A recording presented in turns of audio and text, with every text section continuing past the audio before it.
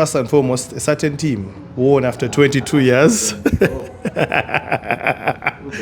And if we are to go by that particular theory, then perhaps after an amazing, dominant in-peace display that has propelled them into the semi-finals in their first season as they return to the Premiership, perhaps they could also do something special. What a fairy tale that would be. Or, on the other end as well, Pirates making their first Enterprise Cup final.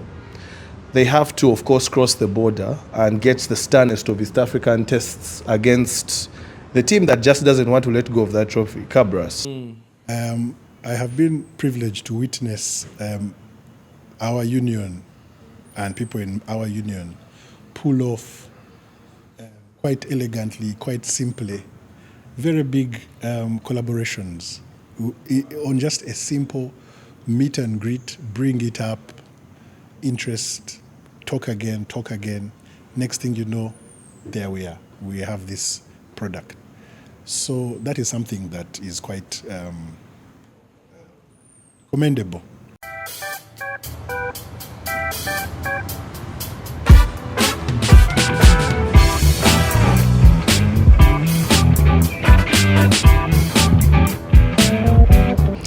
And another episode of the Fat Cats podcast here, Candid Rugby Conversations. Reuben Kihumuro is my name.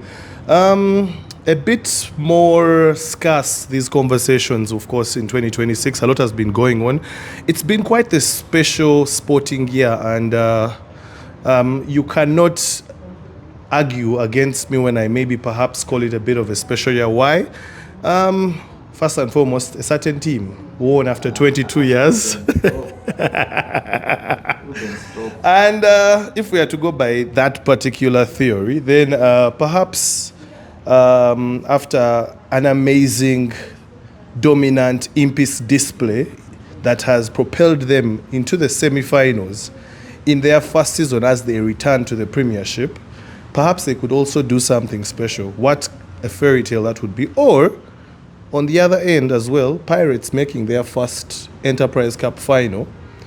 They have to, of course, cross the border and get the sternest of East African tests against the team that just doesn't want to let go of that trophy, Cabras. So, a lot of possible fairy tale stories that could follow up the great Arsenal. But anyway, like I said, Reuben Kihumuro is my name. And with the usual fat cat, partner in crime, Edwin Wabwire. Edwin, how are you? Yeah, in-peace, Pirates, Enterprise Cup-wise, Buffaloes potentially as well, New York Knicks. So then Arsenal, we can't afford to have, as long as the Knicks don't win, me and Kawa. What's wrong with the Knicks? They are Arsenal fans of basketball. They just make out of that. Man, you know, sports fans, they like to dish it, but they can't take it. You say we are like a Netflix. Imagine Stephen A. Smith every day on First Take saying that the Knicks are in charge. No. Okay. We can't allow that. Anyway, but today, of course, back to Candid Rugby Conversations, of course, at the Excelsis Garden Hotel here in Chisasi. And, of course, we'll be mentioning a couple of our other partners. But with us, we have a very interesting guest, a very outspoken gentleman, a very proud lad, but also a typical rugby man. VP Tech, Vice.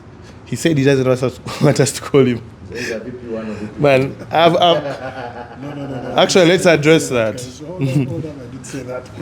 Number plate or something. Let me first try and do service to the... Okay, we are going to ask him about that particular part. Let's first go with VP. He's going to address everything else. So VP played for King's College Budo, played for Pirates.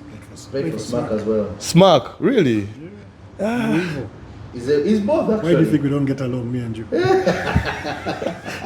I guess You didn't know, you didn't know. No, I didn't. No, you are Smack first and you went to Smack Budo. level. Yes. That's an absurd combination. It's a path well trodden. Club rugby, was it only Pirates? Only Pirates. Oh, okay. And then the national team as well. maybe we'll touch a little bit on that a bit later. But let's just start from there. The clarity on the whole VP thing. It's just one of those constitutional lacunas, if I can use Edwin's language. So look, we had an AGM, passed a constitution. So technically the title VPT expired on 1st May. I'm proud to be one of 2 VPTs, me and my predecessor, Engineer Olaro. Yes. Ironically, we're both engineers. And it's only fitting that we are the ones who retire the VPT tag, the engineers retire the technical. Okay. I don't know if that makes sense, if anybody understands what I'm saying. But now it's VP1, VP2. And for purposes of finishing this Chisanja, that's not really important. Who is VP1, who is VP2. So we can keep it at VP Tech. Yeah, but anyway, 2026 has been quite there when it comes to rugby. A lot has been going on. But Edwin and Eric, before we even get into any deep conversations, maybe one phrase or one sentence that would describe rugby for you in 2026, Ugandan rugby in particular. One phrase. Can I go second? Can you ask him first? Me, this season, shocking. Shocking. If you allow me to, absolute cinema. That's what I'll say. I think I'll go for encouraging. Encouraging. Yes. Why? 2025 ended very sadly for Uganda Rugby. Yes. We were thrown off multiple paths. And it was a period of introspection. Yeah. And a period of a bit of lack of. We were lost. Me, at least, I was lost. I don't know, but every rugby person should have felt lost. You're out of HSBC. You're finishing. You're barely finishing RAC properly.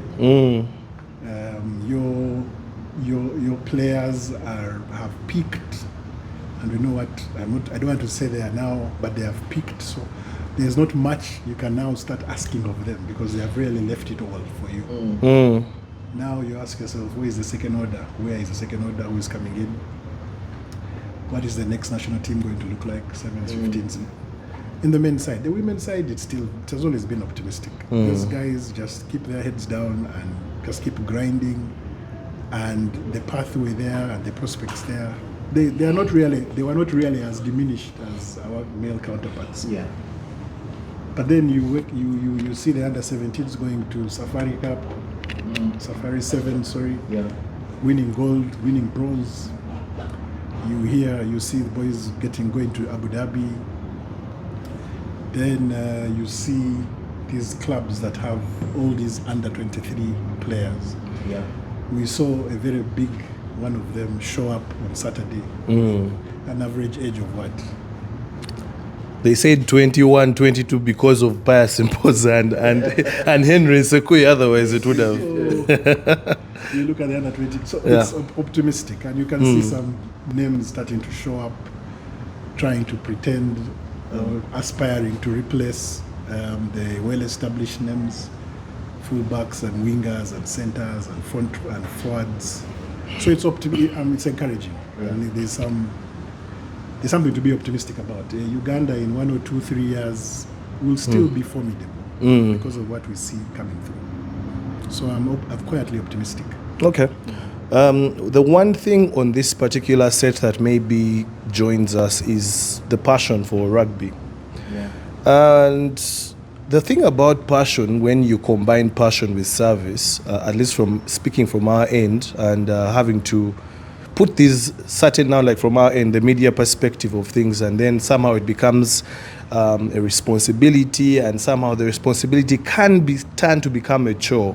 Now, if I am to just mirror it to your end as someone in the Uganda Rugby Union, but still originally a fan of rugby, do you still get a chance to actually enjoy a game of rugby or rugby stories anymore, or is it work? Just like you work. This player has to throw like this one has to kick like this. If they don't kick Because well, they celebrate, but you are sulking all day. You know, at some point, man, you can look at things from too much of a technical point and you forget that, man, this is a game and you have to enjoy? I've been accused of being overly expressive at rugby clubs, especially when a team I have interest in is playing. I've tried to mask it, Yes. because of the position and the whatever, but still you can read it out. So look, luckily for me, VPT doesn't have as much diplomatic relationship management requirements on a given rugby day festival or event as some of my colleagues. So I can actually afford to just go in a corner and just immerse myself in the game, then come and touch the VIP and do a bit of meet and greet, then disappear. Some of my colleagues have to be there all the time, full decorum, full keeping the what's the word? Stay in character. Yes. Stay in character. So, but to answer your question, I still enjoy my rugby. I think if you want to enjoy your rugby, just never become a coach, because coaches watch rugby in the most convoluted lens. They are just adding numbers, taking statistics, and I'm like, but when do you just love a dummy? The man looks at a dummy as a missed tackle. I mean, who does that? Just imagine you have Haruna and he's damming in your own half. So the defensive coach is counting a missed tackle, the offensive coach is counting a created opportunity. Now he has damned it. Now how is he going to use the ball? It's a mismatch. Nah, you just want to just throw your wave and enjoy it. So I'm still in that phase. I'm not a coach. I am still an ardent fan, and long may it continue. Have you ever tried coaching? I did for a season, and it was 2013, 2014 Schools League. I got into my car and drove to King's College and got out of the car and imposed myself as the school coach, and it lasted the season. I remember Balagade, Emong, were one of the guys, two of the many guys there. We didn't leave the group at that time, so that was my only hand at coaching. Among Eliphaz. He's a Budonian. Yeah, he was there all level. Okay. All right. But of course, we're trying to bring that conversation into 2026. But like you said, 2025 did not particularly end well. I did enjoy the 2025 sevens to a greater extent, and of course, coming off. If you look at Rugby Africa from a general neutral point of view, somehow you possibly enjoyed the event, and maybe not Uganda's efforts a lot more than maybe the general concept of everything. The Premiership last year again was epic.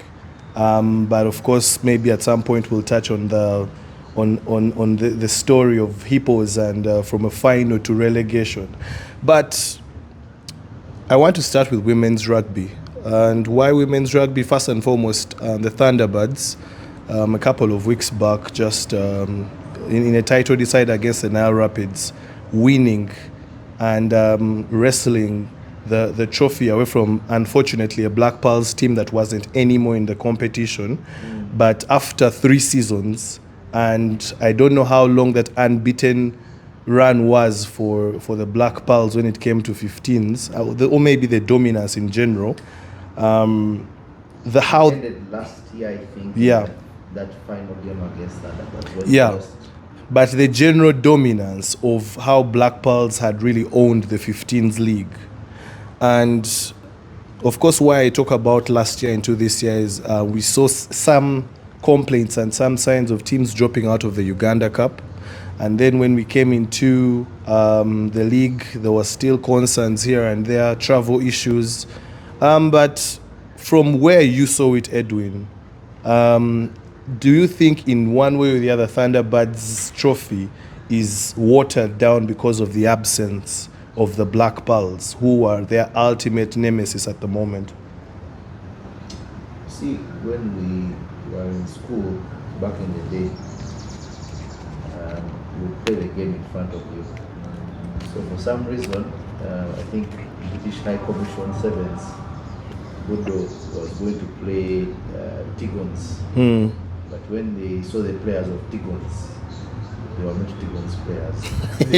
they met the feet to be on anchors, so the Budonians had to play what was in front of them. And I think that's what Thunderbirds did this season. They played what was in front of them. They even beat Black Pearls at Chadondo.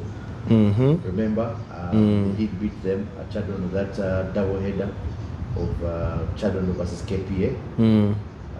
So yes, it's not something you'd want to see, having the defending champions, repeat champions bowing out in that fashion.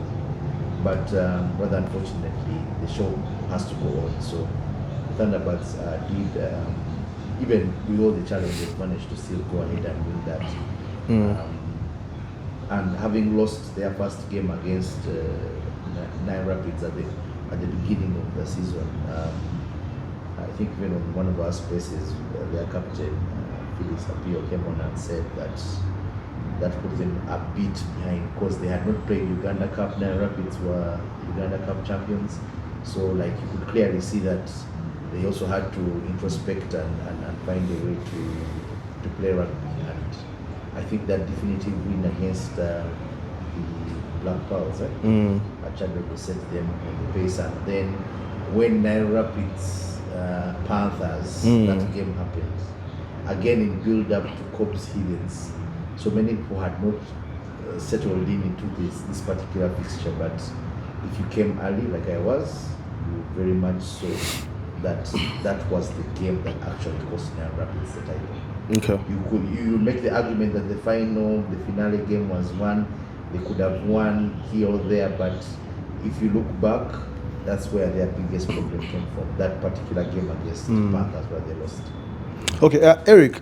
Just, of course, now the Women's League is done. A chance for you and, of course, the rest of the team at the Union to be able to reflect on the campaign. Of course, we're going to touch a little bit of how the camp is for the girls that are in Nairobi at the moment. But this Women's League started, first of all, with a bit of complaints from the Lady Swans, if I'm not mistaken. That's the name of the team.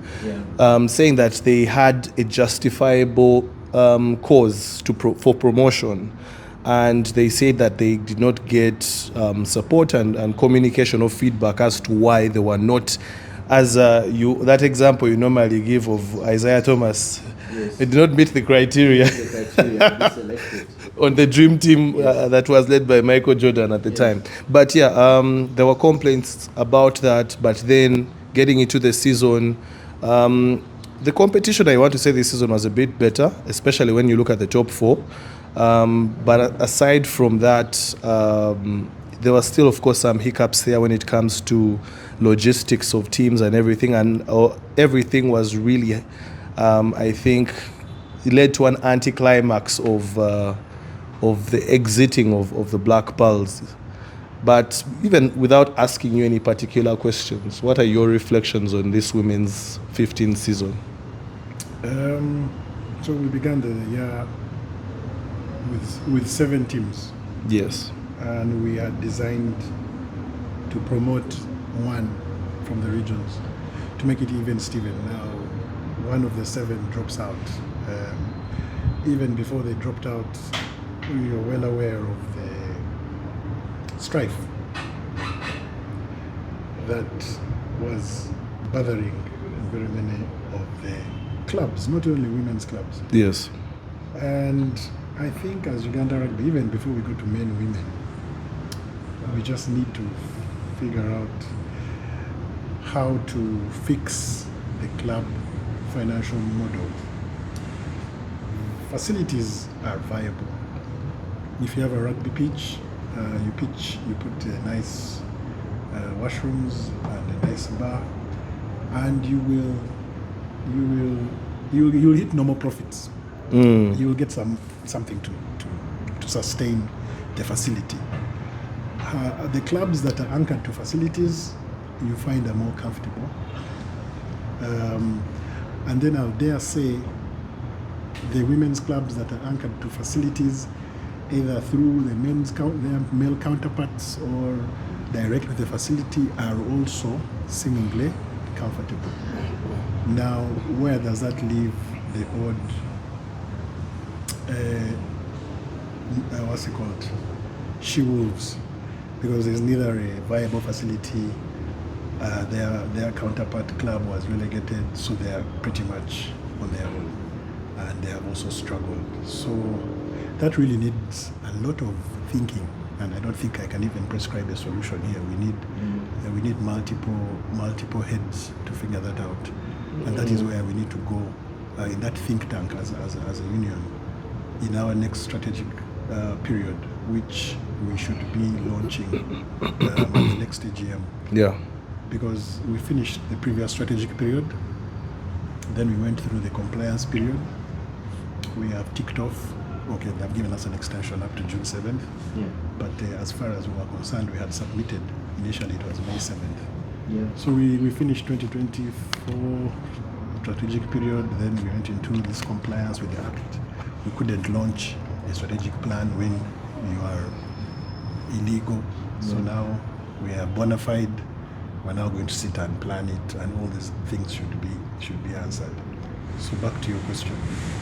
Women's 15s is growing. Panthers beat Nile Rapids. Panthers was the Olympic team of the league. Yeah. 1-2 seasons ago. They are now holding their own. The top four, it was a run-in. There was no one running away from everybody else. Thunderbirds won it in their own right. Whoever you play was in front of you. For the first time, we pulled out a national team, and women's 15s continued. The success level of that continuation and the quarrels or acrimony that came happened. But the point is, 15s women continued minus a national team pulled out. Previously it was 7s and would continue. Now it's 15s. That's a bigger batch. All these are metrics of growth. At the regional level, Swans had a case, not a case, a grievance. I don't know if they say grievance or a position. A position, that's a better word. They had a position. Their position could also have been adopted by 3 other teams in the Northwest and East, because they were also equally champions. If you look at how they became champions, 1 game, 2 games, home and away, and then you're a regional champion.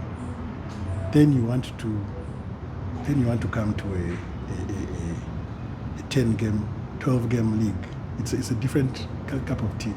So we say just go through this finesse of a regional playoff, promotional playoff, get 3 games at least under your belt, sit on top of the log, prove to Kitgum Queens, Olukuba Titans, and Budut Coopers that you are better than them. Come be the 8th team. Now we're back to 6 teams. Yeah. The Fat Cats podcast is proudly sponsored by Betika. We know that a couple of seasons have come to the end, but there's still a lot of sport out there. And all you have to do is visit betika.ug and be able to place your bet. The World Cup is coming up. The Champions League is coming soon, but also there's rugby as well, international at club level. There's a lot that's happening that you can be able to place your bets on. So just check out betika.ug. I think they'll put a link somewhere here or one of those placeholders for you to get that information. And let us know what your experience is with the Betika platform, because you are the sports fans and it's made for your experience. So the feedback is highly, highly appreciated. And yeah, of course, as we start to conclude with the topic of the women, of course, first I want to ask, it's been, above everything else, a very competitive season, regardless of the challenges here and there. That, of course, a solution needs to be found. But going into the next season, what's the picture like? Is it going to still be 7 teams? Are we going to look at maybe an addition of an 8th? And then what's the whole dynamic when it comes to the Black Pearls, a team that did not complete the previous season? Yeah, it's a pity that the Black Pearls had to pull out for the reasons that they did. And I must say, I am not privy to those reasons. Those reasons sit between Black Pearls and maybe the Buyogerere rugby establishment. That is Kings Park, that is Pirates, because that's the family. And being a former chairman, that's the family those are the conversations, the tripartite conversations that go on there. Like you said, grapevine, but I cannot comment on on the grapevine because there's nothing in my inbox, there's nothing in XCOM that we, other than the unfortunate withdrawal, citing reasons that have been well documented in the game this year. So next year, what does it look like? As I said, we had planned to promote one and not relegate any, so that we go from 7 to 8 next season, and then start relegating one, promoting one going forward. And we thought that it's the right time. Unfortunately for us, the 4 teams that were earmarked for the promotional playoff, 3 pulled out. So only Kitgum Queens didn't formally pull out. So now begs the question, do we promote Kitgum Queens without a ball kicked? Yes, if we do, we go back to 7. What was the whole point of it all? We wanted to even it out. Then if the rugby gods smile and Black Pearls gets a shot in the arm from a corporate sponsor, a benevolent sponsor, whatever it is, and they say, we want our sport back, we are 3-peat champions, we host ponies. Yes. Do we say, yes, please come back? So we need to sit down, end of season review, and empirically and properly diagnose and treat these problems. And like I said earlier, the women's rugby club or a rugby club or a sports club in Uganda, and for rugby around the world, the financial model and the viability of a rugby club around the world needs to be treated, and we find a solution, because you guys are you're sports journalists. You know the number of clubs around the world that have folded, whatever the size. So for us to have 1 or 2 in Uganda is very unfortunate, and it is something worth zooming into. And I mentioned the strategic planning periods, and I think one of the pillars of our next strategic period, which will probably be 26 to 30 or 27 to 31, depending on when we will be done with the work,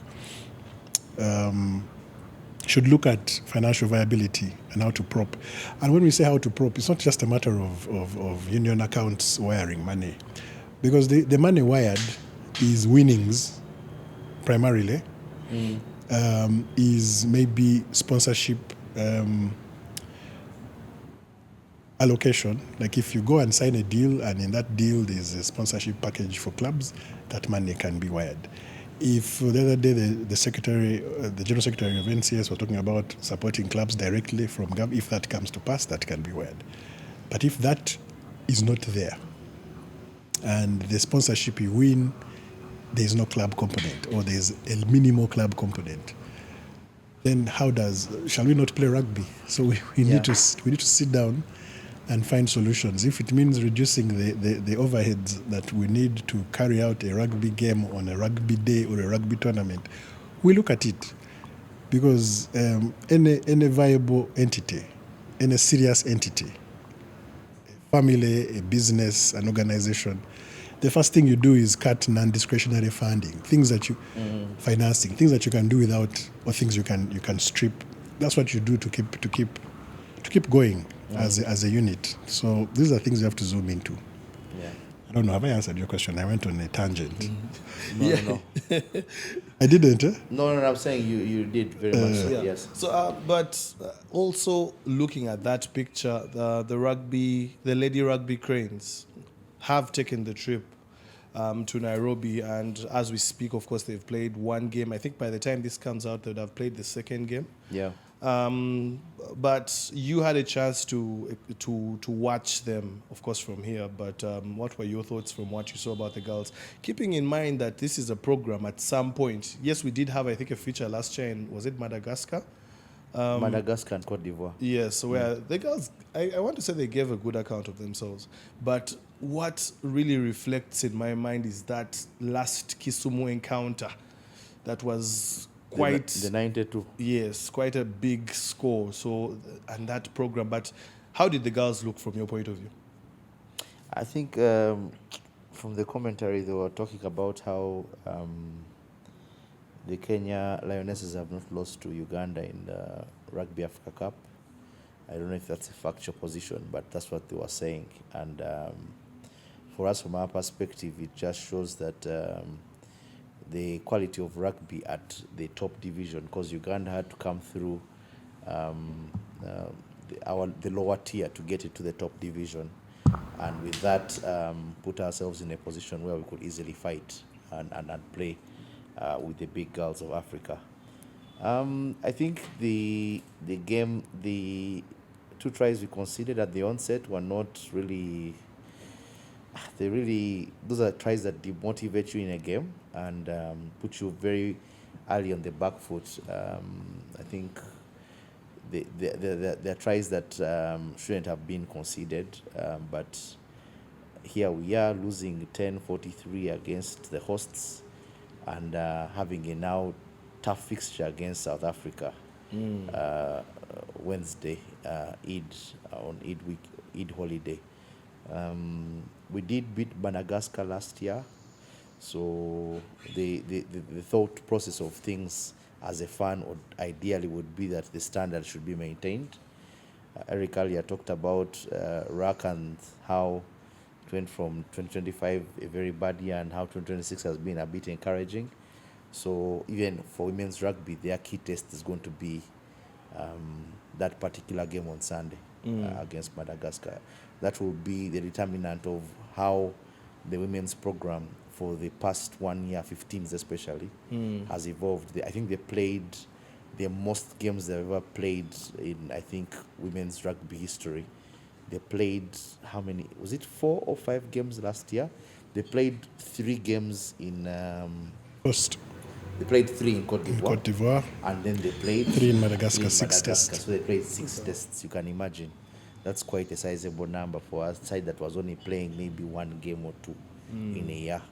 So that fixture on Sunday is going to be a full circle moment for VPT and his team there at the Union to see what has come out of this particular program that the women have been running for this past year. Yeah, okay. And Eric, of course, the current program running, what can you tell us about the union support and maybe any other stakeholders that are involved to make sure that these girls get the opportunity to also play the game, especially on the continent? We have seen when the Sevens girls were given the chance and how they were able to really raise the Uganda flag so high. But like you've said, 6 tests last year for the 15s, and an opportunity as well this year to get to show what they can do. What's it like with the camp and the support around it? Not too different from last year. We still have the same anchor partners that have supported this growth of women's rugby. That is government of Uganda. That is Nile Special primarily, and then we have our new partners who come in. Rockboom has come in strongly, principally. So back to my earlier issue of how do we keep clubs viable? I think the commercial case for women's rugby, women's sport globally is moving really quickly in terms of commercial viability. How do we bring that home? Because I saw somebody complaining about the kickoff times for women's football, that they're in the morning and they're not getting traction. then our women had the same issue a couple of seasons back, where their games were out of the regular calendar. So you need to start fixing these. We have brought the games in. We have combined the sevens. I think the commercial value of the women's game is rising. The other day we were at the finale at Chadondo. It was a very good litmus test for women's rugby standing on its own. And I don't know what the results are. I know some of the ladies, senior ladies, felt that it shouldn't have stood on its own. It should have been together with another game. But I felt if we were trying to measure how far we have come, let the finale be on its own. Okay, not let, it happened to be on its own. So it gave us a good measure of how it is standing by itself. And we just need to support it more and throw people, make people interested, make the cooperators look for some grant financing, because there are so many, I don't want to say stories, because they're not soap operas. There are so many opportunities that you can build around from the individual experiences of the women's clubs and the women themselves that can make it.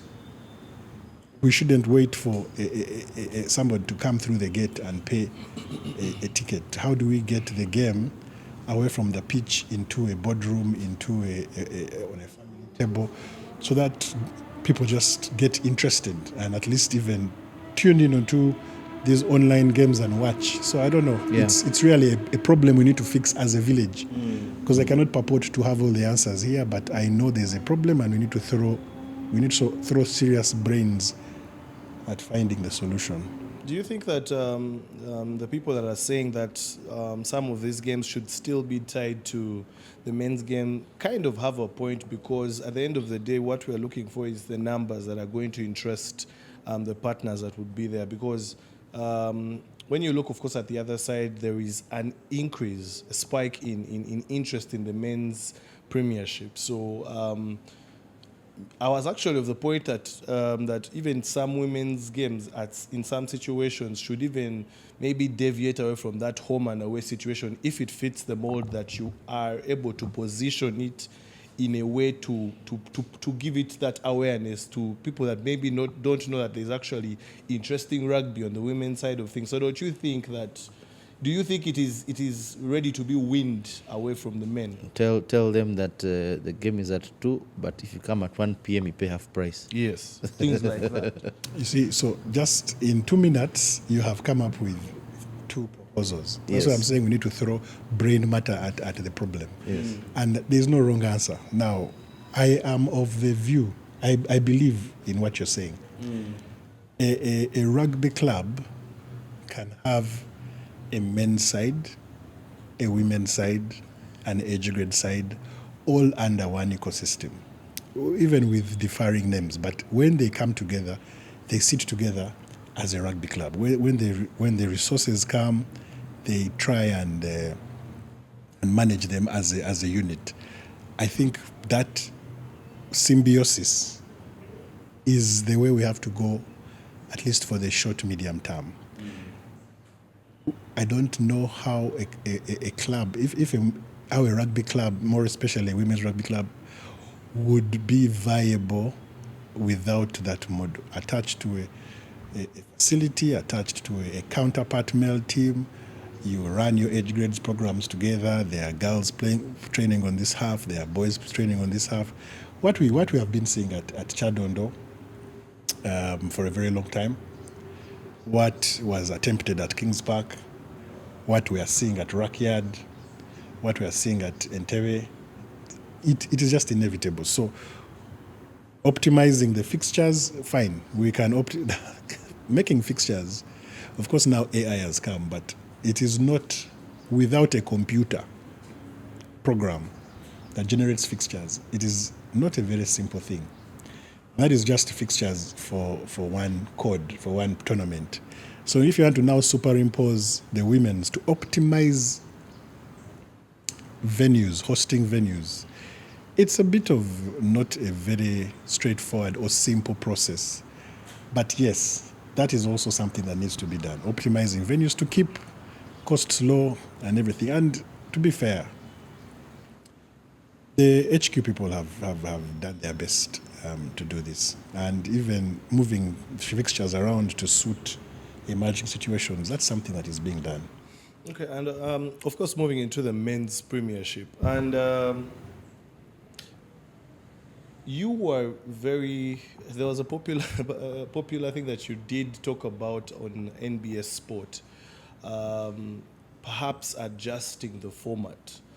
I'm going to give my opinion on that at some point, but you talked about, of course, perhaps the adjusting it to a Super 6 and then having what ideally would be a middle 6 and then maybe a championship at the bottom. Maybe you can paint for us the picture why you had that idea, of course, for the listeners and the watchers, that this is not something that is already set in stone or that's in the pipeline. It was just one of your many ideas. Why do you think that is something that you thought made sense to you? So I have been that idea has been reinforced, or I have been exonerated by the playoff quarterfinals, and how sticky they were for many quote unquote big names. So already that shows you the top 8 Besogola, and they will serve up proper contests. We saw a national team prop with a couple of caps pop out of a scrum in front of an unknown entity. Well, unknown at the test level.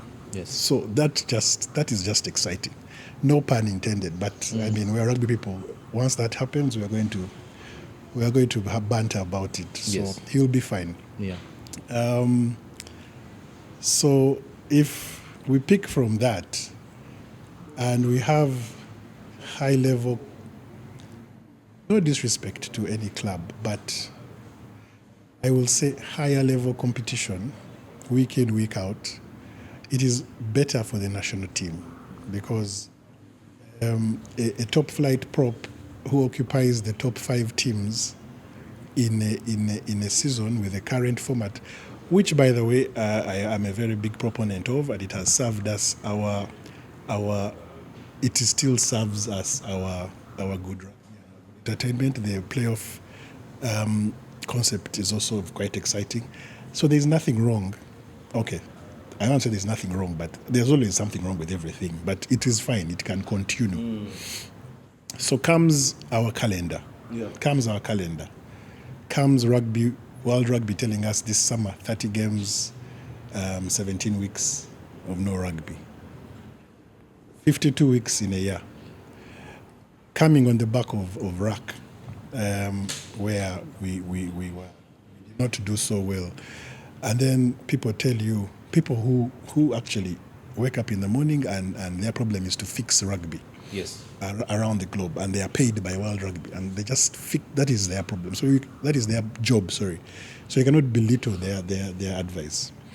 And they say optimize your league, shorten your league, get high intense games up in the year, so the boys by July are really sharpened, and they can go into international season and deliver a product.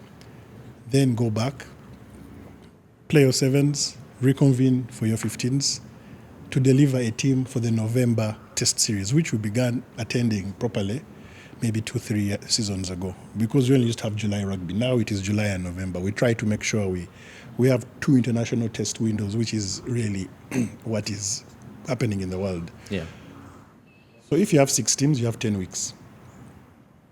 And these 10 weeks will run concurrently for the top league and the middle league and the lower league. So everybody will play 10 games. And we shall have promotion relegation at the top end. I'm saying it like it's going to happen, guys. It may just fall through.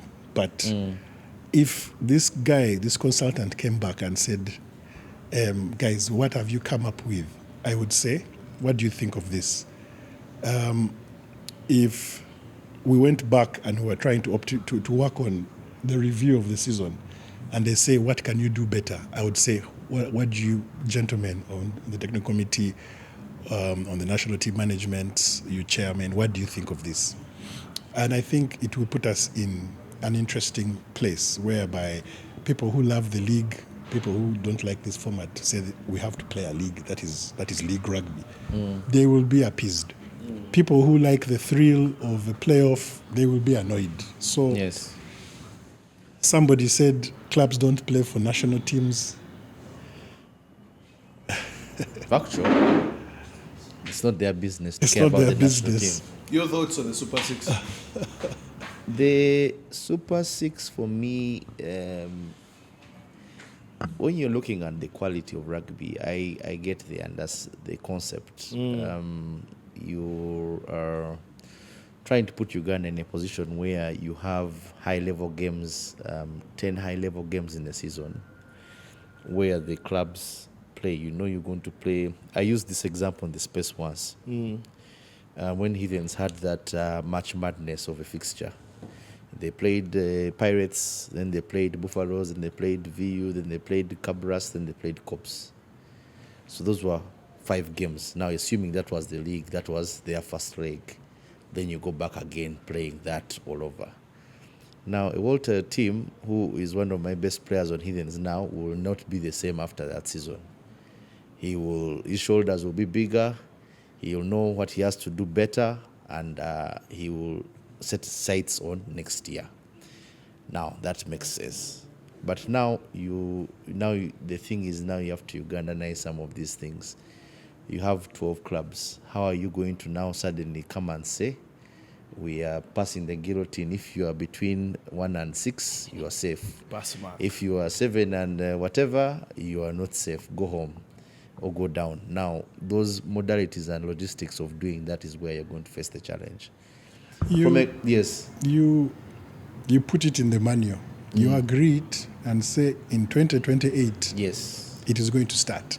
In 2029 it's going to start. Or it Yes. is thrown out altogether, fine. Yeah. But how you do it when clubs start the champion, the Premiership, the way it is, they will. Now, for example, we have gone to the quarterfinals. So 4 have gone up. 4 have remained. So in the season where you want to execute it, I think you'll have to now go further. And the guys who have remained, you now take them through a ranking battle Yes. for 5 and 6. 5 and 6, yes. So there are ways you can execute, but it has to come way early, communicated well ahead of time, put in black and white, agreed. Even the people who are going to stay in the middle 6, you have to tell them that the attention to that second division, the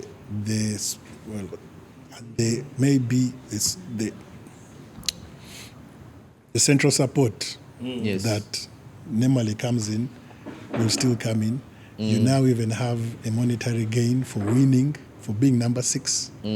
You can attach a trophy and medals and a winning to it for promotion, because the people who are promoted to Premiership in the UK, there is also a windfall for them. Yes. You can create that windfall.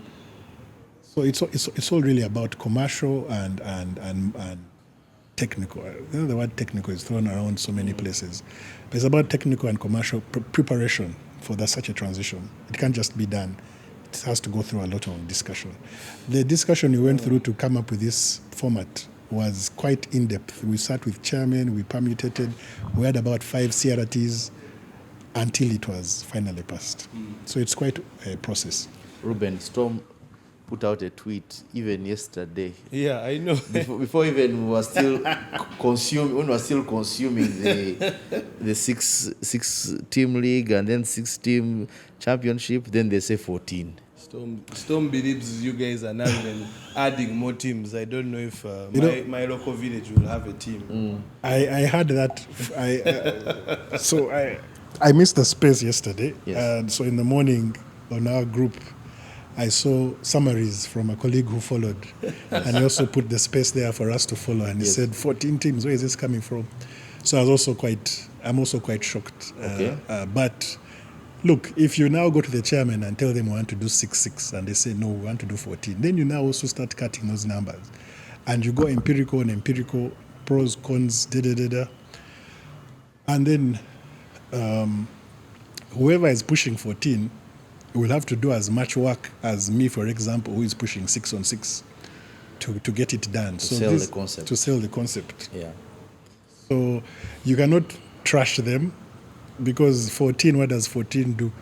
It adds too much weeks. Let me not justify it. Let me push. But as we leave this, my thoughts on the 6 ideally are that, first and foremost, do we have a recent benchmark where it works? Because when you look at most of the top leagues, they are playing majorly the league and playoff format. So why are we now wanting to go in that direction, which in one way or the other is quite similar to what used to, I think, be the Super 6 back then. Yeah. Or Super 8, Super 6, around there. And can we categorically say that at that time the quality of rugby was better because of let's say the Super 6 that played then? Also, my concern about the 6, mid-6 and the championship is that it pays a lot of attention to the top 6 and might not necessarily give the quality of opposition for the middle 6 and the championship teams to be able to improve. If I have, and with I'm not going to use teams' names, I always get in trouble for these things, but if I keep playing the same team week in, week out, and we are at the same level, I won't have any reason to improve, rather than me actually getting to play a Heathens, a Pirates on a weekly basis, let me say, and then I have to know to check myself that I need to go to the gym, I need to be bigger, I need to be stronger. The only way that I see that Elite 6 would work is if it's on a regional basis. If we are playing, take for instance with Kenya, and now we have that sort of arrangement. That's why I think it would really benefit us. But when you look at the competition POV of how things are from the men's premiership, I think that this model is actually starting to catch on. Why? That you have teams fighting to be in an 8th slot at the end of 11 weeks. You have teams that are fighting at the bottom, and then also the refining that is happening in the second division, where you have as well, after the regions have played, that they also get to play a round robin. So at every level, at least there is a semblance of wanting to fight for that particular position or the next position. So, and also if you look at some of the trajectory of the Premiership, and I want to use this season as an example. If we were to compare with previous seasons, how many teams have been flogged 70, 80 this season as compared to the last few seasons? I think there's been an improvement. And also the general buy-in of the community is something we should not forget, because they're the ones that pay, or they're the ones that actually, their interest, their eyeballs are the reason why our partners come in. Those are my thoughts about the current format versus the concept of the Super 6. But I think it would be more sensible if it actually ties in our neighbors. Kenya.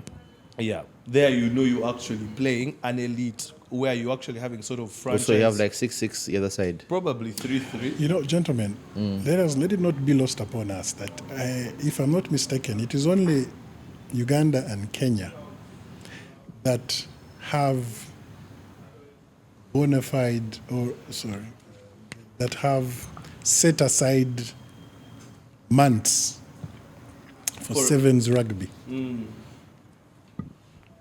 That is a very big differentiator. Let it not be lost upon us. So, and we are not taking that. That has to be, that is our bread and butter. We have our sevens, they are going to stay, and every year they are going to chew out 3 months of the calendar. Okay. That is, so South Africa, have you ever seen Bulls playing sevens against Stormers? Stormers? New Zealand, England, France. So the whole year, these guys are playing 15s rugby. Yeah. So top 14, I don't know, all of that. And it is 15s rugby, 15s rugby, 15s rugby. So when you say us of 6 or 12 and you compare us to them, don't forget we have to stop everything for our sevens. And then they're telling us you have to stop everything again to rest. That leaves us with effectively 6 months for 15s. 6 months is how many weeks? 6 times 4 is 24. So we have 24 weeks of rugby. And we have to fit in Uganda Cup, we have to fit in the Premier competition, Yeah. we have to fit in international calendar. So that is the constraint that we are working with. Let it not be lost upon us. Okay. We're going to jump a little bit away from this, but we'll come back to the Premiership as we just review the men's format at the moment and how everything is. But the Enterprise Cup, first of all, returns. What was the conversation around that, the return of the Enterprise Cup, something that wasn't there for quite a while? I don't know if maybe I was not paying attention, but I started really following rugby a lot, club rugby and everything that's happening outside high school in about 2010, like genuinely on newspapers, blah, blah, blah. No, you delayed. Man, I just know. It was just schools rugby before that. After, when you're in holidays, it was parties just. But then also when you leave high school and then now you really get immersed into Uganda rugby, I think this is my first experience of Enterprise Cup. I don't know if it was there at some point. Though what we had similar to that was the Bamburi Super Series. What brought it back? Look, even me, I have no memory of Enterprise Cup. It was last played in, I think, 2000, 2001, 2002. Yes. At the time, I was in O-level and just still grappling with school rugby. So I hadn't even come out to Legends to be part of the... Edwin must have been at KKL with Marvin Odong. Yeah, Marvin Odong was my KKL teammate. Shout out. They were centre backs together. Oh, yeah? Yeah, we played. That's good. He was number 4, I was number 5, or whatever. Something like that. Anyway, yeah. So, what brought back Enterprise Cup? You know, it's really funny how okay, it was a diplomacy, cross-border diplomacy, KRU, URU. And what I wanted to say, it is funny how these things can materialize from simple conversations between 2 people or 4 people. I have been privileged to witness our union and people in our union pull off quite elegantly, quite simply, very big collaborations on just a simple meet and greet, bring it up, interest, talk again. Next thing you know, there we are. We have this product. So that is something that is quite commendable. Same as Enterprise Cup. You have this thing. It has happened. It was very big back in the day. It is still big in Kenya. It is Rugby Football Union of East Africa that still exists, if not in action, at least in spirit. And they said, but Enterprise Cup used to be Uganda, Kenya, Tanzania. Tanzania may be far back, but Uganda, Kenya were always doing collabos. Put it on the playlist. As simple as that, and it was put back on the playlist. Right now, there are discussions about reviving the East Africa rugby team. It was previously called the Tuskers. I don't know if it will maintain its name. And they might have some very, very high-level opposition. And these things begin between presidents talking over a coffee, over dinner, and they just materialize into something quite tangible. So that is really the story. Now, the benefit, because they don't do it if there's no benefit. Yes. It has to make sense. And for us Ugandans, we said, RAC 25 is done, RAC 24 is done. RAC 23 in France. France was done. Each time, same guys. You can touch them, then all of a sudden you can't touch them. Yes. You see, eh? You're managing, then some 1 or 2, 3, 4 events, then they're out. They have just left you behind. End of game. Zimbabwe comes to town, hammer and tongue. We're just not enough. So we said, but let us find how to. It is now our selfish benefit. Let us find how to meet these Kenyans out of international season. I don't know how that is going to sound to the public, but let us meet them out of international season and calibrate ourselves at a club level. Then when you go to July, November, it is not shocking. The other day we had forwards parking for the first time against Kenya, Morocco, Zimbabwe. If you park for the first time as a clubman in Enterprise Cup in March, then you get your first cup in July. Yeah. It's a different cup of tea for you. Exactly. You see, so from the Kenyan angle, I don't want to speak for them, but I guess for them they are very collaborative, very, very welcoming we have a very good relationship with them. And they were like, no, this is good, this is our thing, it is an East African thing. We are very happy to work with you to rebuild it. Plus it has commercial value, it's going to grow. That was actually going to be my next question. Is it showing signs of promise on the commercial front, because that means more games for the players, which means that perhaps they'll need a little more compensation, but also to make business sense to both unions and any other union that may want to come on board? Does it make that sense? Because it takes money to move these teams, to facilitate these teams, and also all the other moving parts around it. At the Pirates dinner, fundraiser, I said financiers, sponsors want proof of concept first. It has been delivered. And the Ugandans, we have done a job of it by making the most noise, or more noise than our neighbors. I guess because we're excited to be back, which is we're entitled to be excited. So we have made noise. The Cops guys made noise when they were crossing the border. Heathens made noise. Pirates have made noise, still making noise. In fact, our Kenyan counterparts are like, you people are promoting this thing quite aggressively.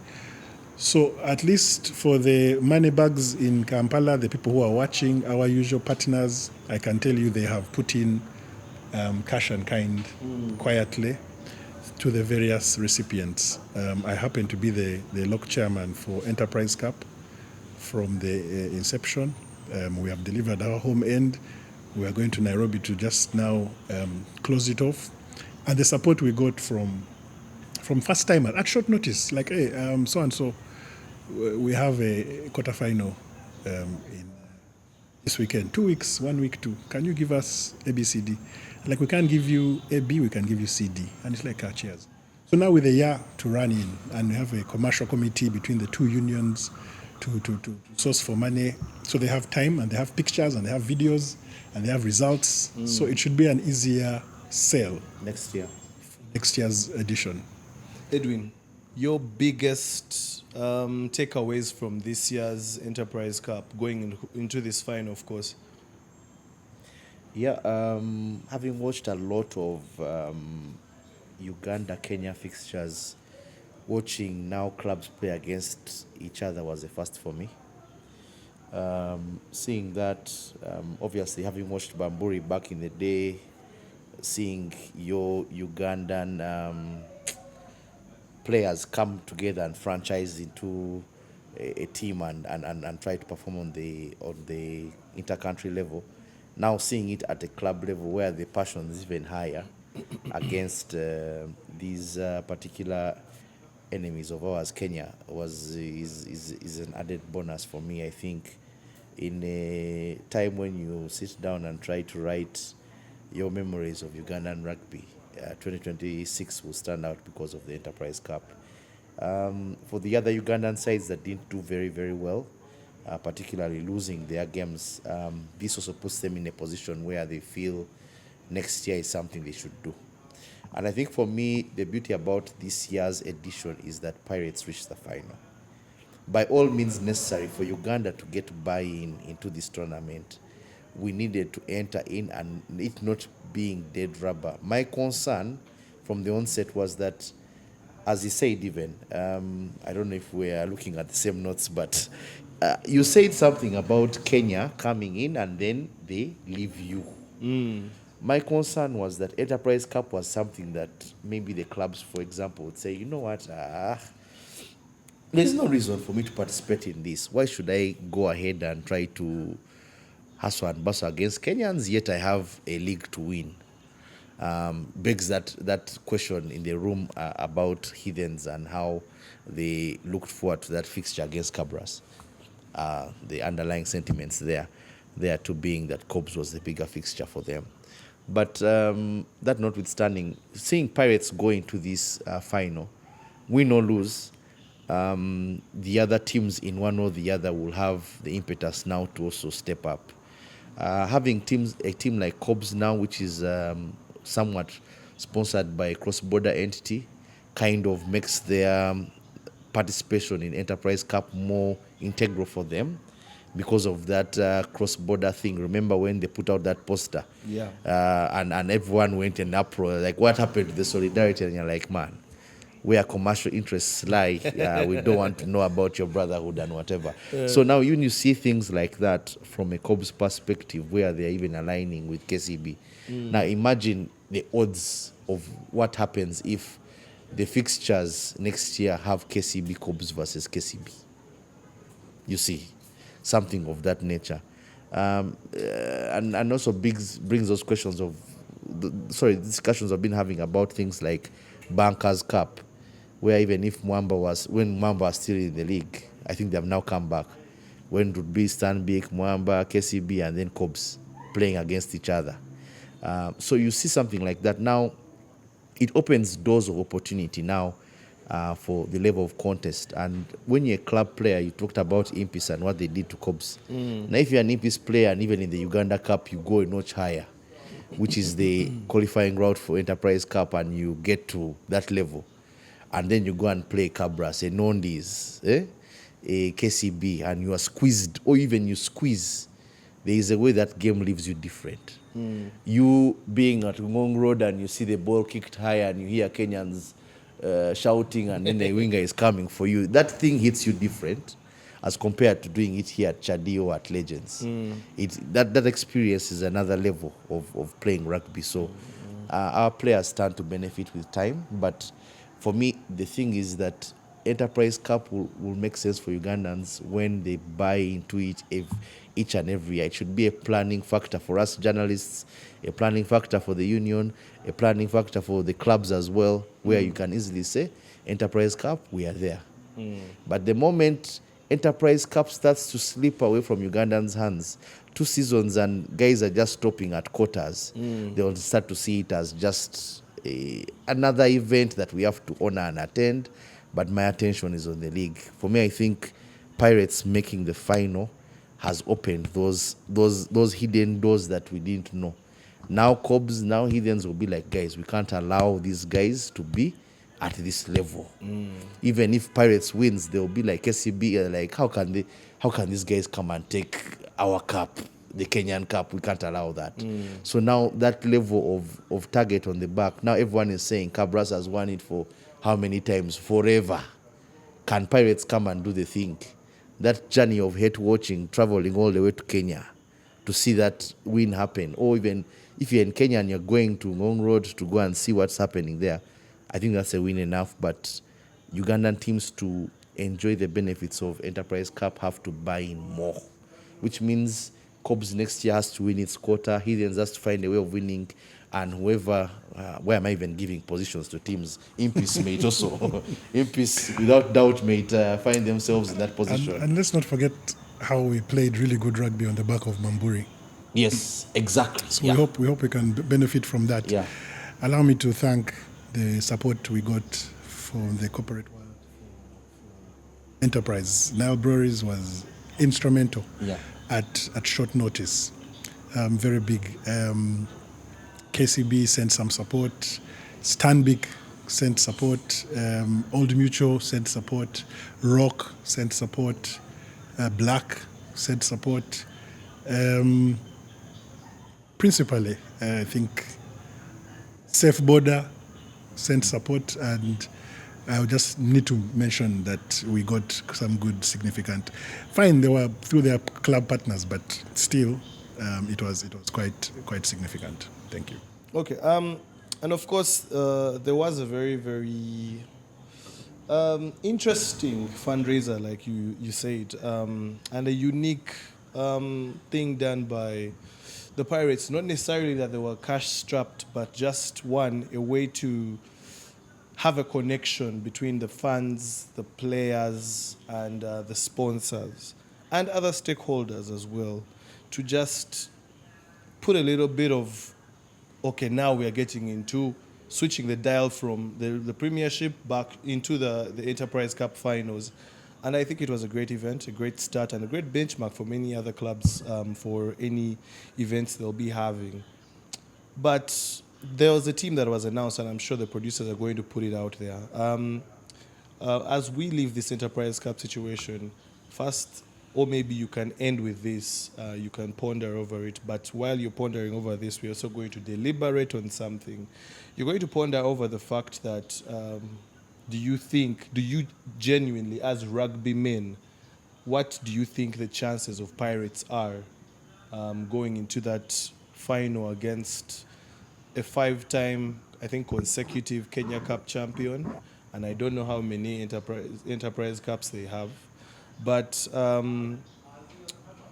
while you're thinking about that, also, we can just go through the forwards a little bit, and you pick your ideal 8 that you think for the team that is traveling would be ideal to match that contest. And then we'll also talk about the backs. We're just going to keep it at 15. We shall let the coaches handle whoever comes on and is an impact sub or whatever, a finisher, as Eddie Jones likes to call him.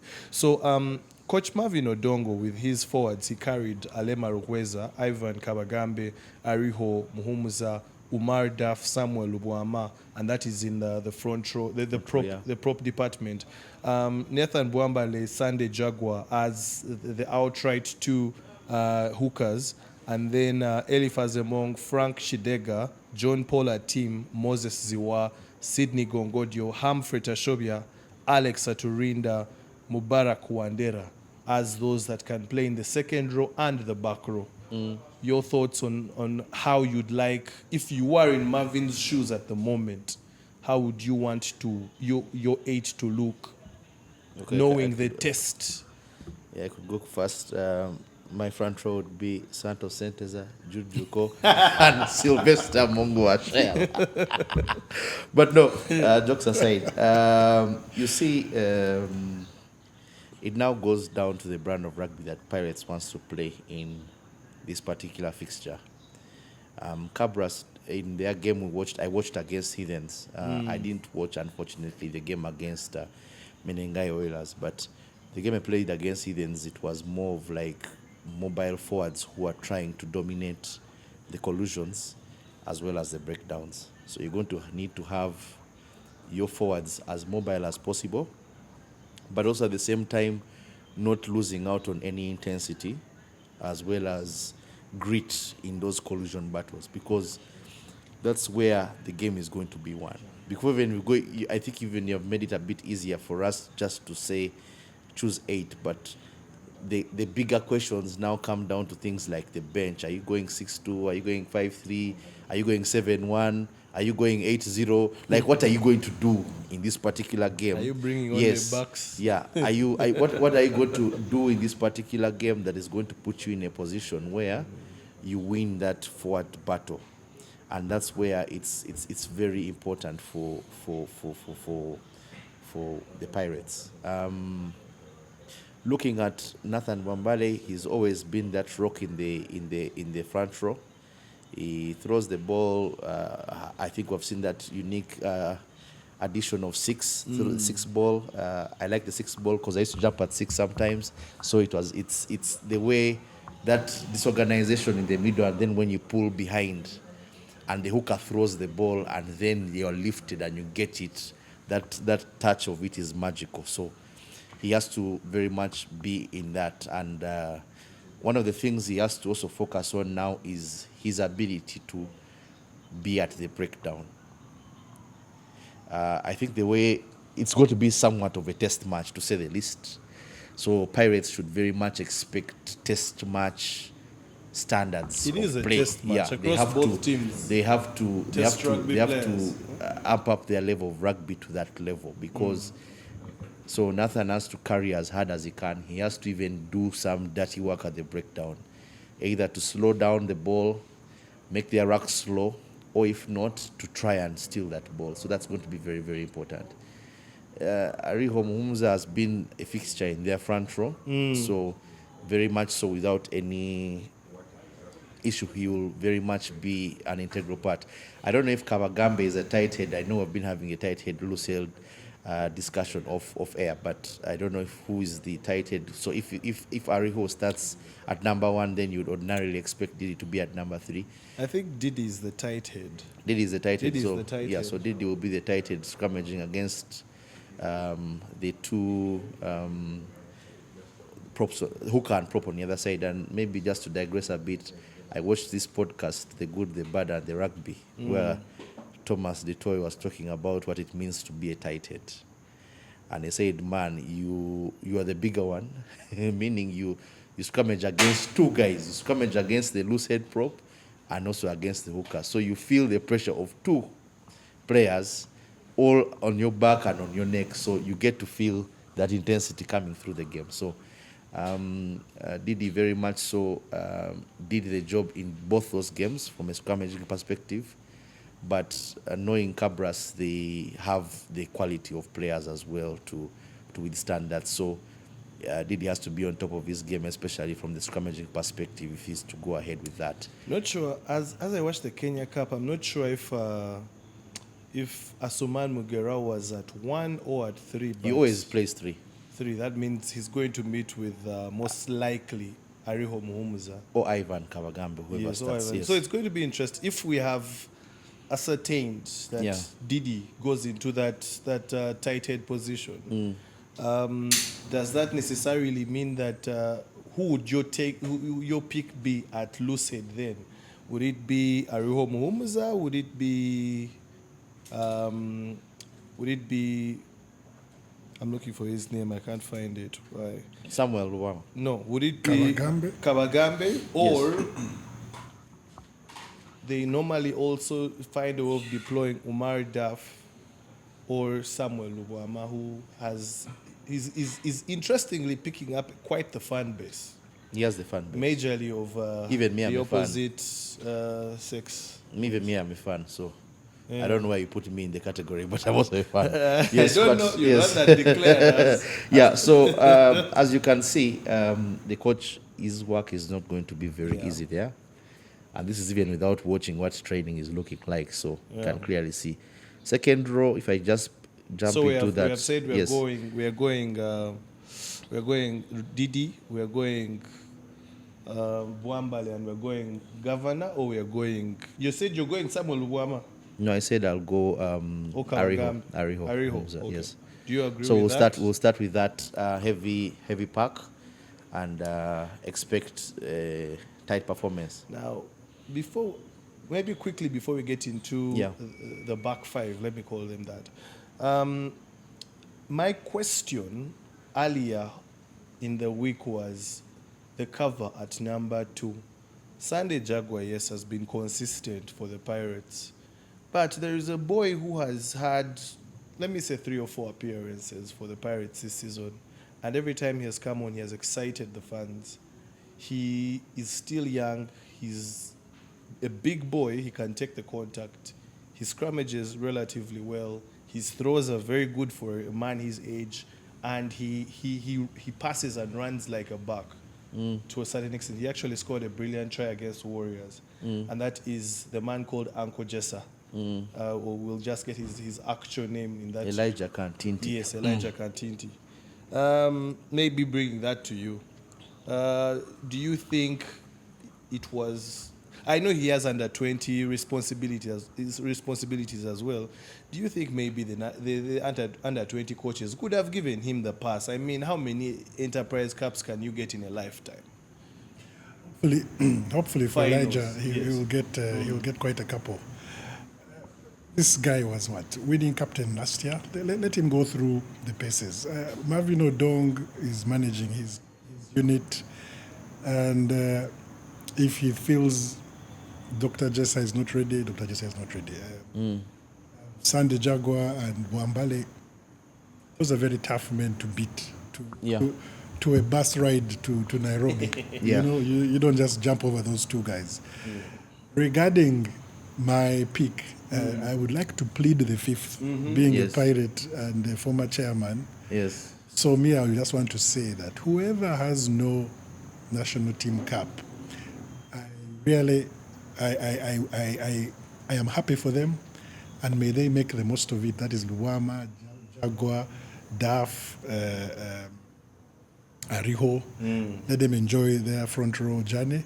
I know this gentleman went with 26 players, if I'm not mistaken. Yeah, 26. So he wants to decide his bench split, I think, at the very end.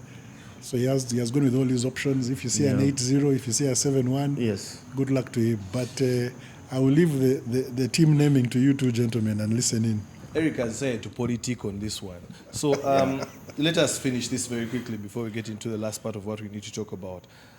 So Ale Maruweza, Nathan Bwambale, and Ariho Mumuza.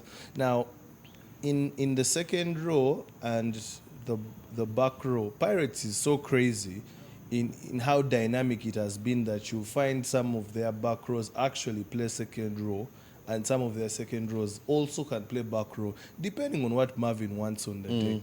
Now, as I watched the Kenya Cup, and Cabras brings a healthy cocktail of mobility and physicality.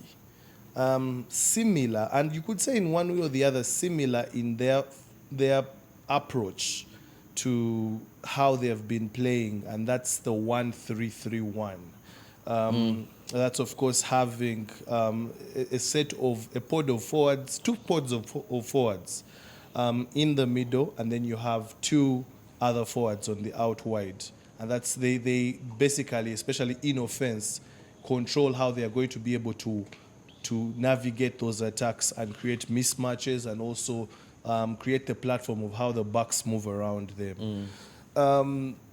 So with these five, the back five, I'm going to repeat the options, and perhaps you can let me know what you think. Eliphaz Emong, Frank Chidega, vice captain, John Paul Atim, Moses Ziwa, Sidney Gongodio, Humphrey Tashobia, Alex Aturinda, and Mubarak Wandera. We have seen situations where Humphrey Tashobia's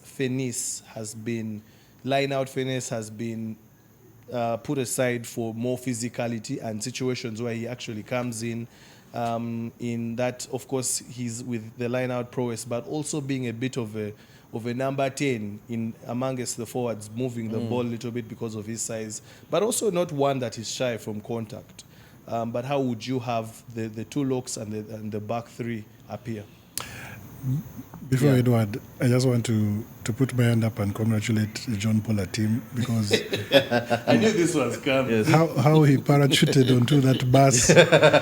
I'm very proud of him, and like he was one of those uncapped guys who are going, and I hope he has the time of his life. Yeah. I went to Kenya and see JP's palm. It's one of the hugest things I've seen in my life. Like, it's just, you can hold a rugby ball like this. I can't believe we're And, having a podcast talking about JP's like, you can hold a ball like this and then even deliver other goods on the other hand. So that guy is just good. So for the second row, you very much need mobile second row who can carry as much as they can. I think that tight five there is going to be very, very integral in the stability of the scrum and how they can easily assert themselves in that game. And I think one of the areas where Pirates can try their best to assert themselves is going to be in the park. So those scrum downs are going to be very integral for them if they really want to win this game. So they have to go heavy, they have to go mobile as well, because there will be lots of ball carrying in that particular unit of things. So it goes without saying that you may not necessarily change that, and you'll very much have perhaps I would go for Sydney Gongodio and Eliphas Among In your second row. in my second row, yes. So how would your back row line up? Keep in mind, there is a man that has put his chair in that number 8 position, and it has not moved ever since. That's Alex Aturinda. So you might find yourself picking 6 and 7, unless you want to. Yeah, I'll pick 6 and 7. You want to change number 8 as well. Just mention the names. So since you have picked Sydney Gongodio and Eliphas Among, you remain with Frank Chidega, John Paul Atim, Moses Ziwa, Humphrey Tashobia, Alex Aturinda, and Mubarak Wandera. You just go 6, 7. Who? Desire is injured, unfortunately. Yeah, Desire he got is injured in the first leg of Walukuba. No, he got injured at Hippos. Hippos away in the regular season. Yeah. Dexy at 6. Dexy at 6. Though if it was my way, I'd have him on the wing. Put Dexy at 6. So then who would be your 7? 7 is tight between Humphrey and Moses. I have Mubarak come off the bench because he can cover any position in the back row. I think it's easier for him to cover, and he's silky with his hands, so he's a good replacement to come off the bench. Mubarak, 6, 7, Humphrey line out option. I was about to ask you that. line How out many option, jumpers are you line having out in your option. 8? My that's the thing. So you have Sydney can jump, Dexy can jump. So with that, it goes without saying that you would very much have to put Humphrey to start. Really? Yeah. I think I would differ with you in that one. I'd go with Ziwa. I understand the sentiment, but you need There's to a sentiment? win. No, yes, Yes. you need to win the line out. The So line- Humphrey, more Humphrey would options. very much need to More options at line out and, Yes, you and need- a defensive-minded player. No, Ziwa would need to come on when the game is tight. Really? Yes, because I do believe it's going to be a tight one. It's not going to be a walk in the park. And in those particular moments where even Muba can come on and just try to messy run here, Ziwa will need to take out that rampage. I think you have seen Cabras's games. You're the one who watched the game against KCB when they made that comeback. You will need a flanker who is going to come off the bench fresh, who is going to hit anyone who is doing what? Who is trying to cause some chaos here and there in those gaps that usually open as the game is getting tighter and the legs are getting more weary. So I think Ziwa for me would come off the bench to enforce, Okay. to very much enforce. Let's speed through the backs. Ruben, Yep. let's just do 14 and 11. I think the rest of that line is Somewhat. Okay. somewhat fixed. Yes. The backs really speak Yeah. for themselves, but 9 in particular, 2 contrasting number 9s in their style. Who starts, who finishes? Stephen Alur and Conrad Wanyama. I can give you 2 scenarios. For me, what Buju brings to a game that I like very much is the way he runs off the rack or off the breakdown, and then he invites the players to come and meet the ball from him. So if the rack is here, he'll run a bit square and then he puts it in that space, and so you come running. So that hard, if you're chasing a game and you need those hard ball carries, Buju gives you that. But now this Enterprise Cup, you've seen how Wanyama redefined himself and showed that he's actually the player that people had forgotten that he is. That particular game against KCB, man of the match, wasn't he man of the match in that game? The first game. Yes, he was man of the match. Yes, he was. Then the performance again at Kings KPA Park, against the Nondis, where he scored that try in the far corner when Nondis were trying to cause some trouble. Okay. And then also having recently also played his 100th game for Pirates, like he's on another level. So his psyche is so high and so good that now it comes down to how are you going to match and blend. Which part of the game are we Yes, in? Yeah. how are you going to match and blend these two players? You've not answered my question. I'm coming. Start one, finish one. I'm coming. And the thing is, I cook. You have to cook people and let them understand the position. So, so you'd very much have to start Conrad because he's been that driving force in the Enterprise Cup. I've not watched as many games of Pirates in the league. I think the last league game I watched them play was against Heathens. That's how far back it was. That's in February. That's the last game of Pirates I've watched in the league. But so you can clearly see from the Enterprise Cup games I've watched, you could see Wanyama was a force. That particular sequence where KCB broke the line and they nearly got to score, and then he just had to kick it out, and then KCB eventually knocked on. So you're looking at Wanyama to start and then Buju to finish. You did see Buju's game management towards the end, though that one in particular was different because Conrad had to go to the wing because I think Roy got injured. Yeah, so that's different. Combinations. It's actually it's not as obvious as Eric thinks, but I know, we also don't have enough time. But however, quickly, do you remain with Timothy Kisiga at number 10, who seemingly has owned that number while William Corey has had a bit of an injury? Or do you bring back Corey to start? And all this has a different dynamic. If Kisiga starts, that means Haruna at 15. If Nkore starts at 10, that means Kisiga moves to 15.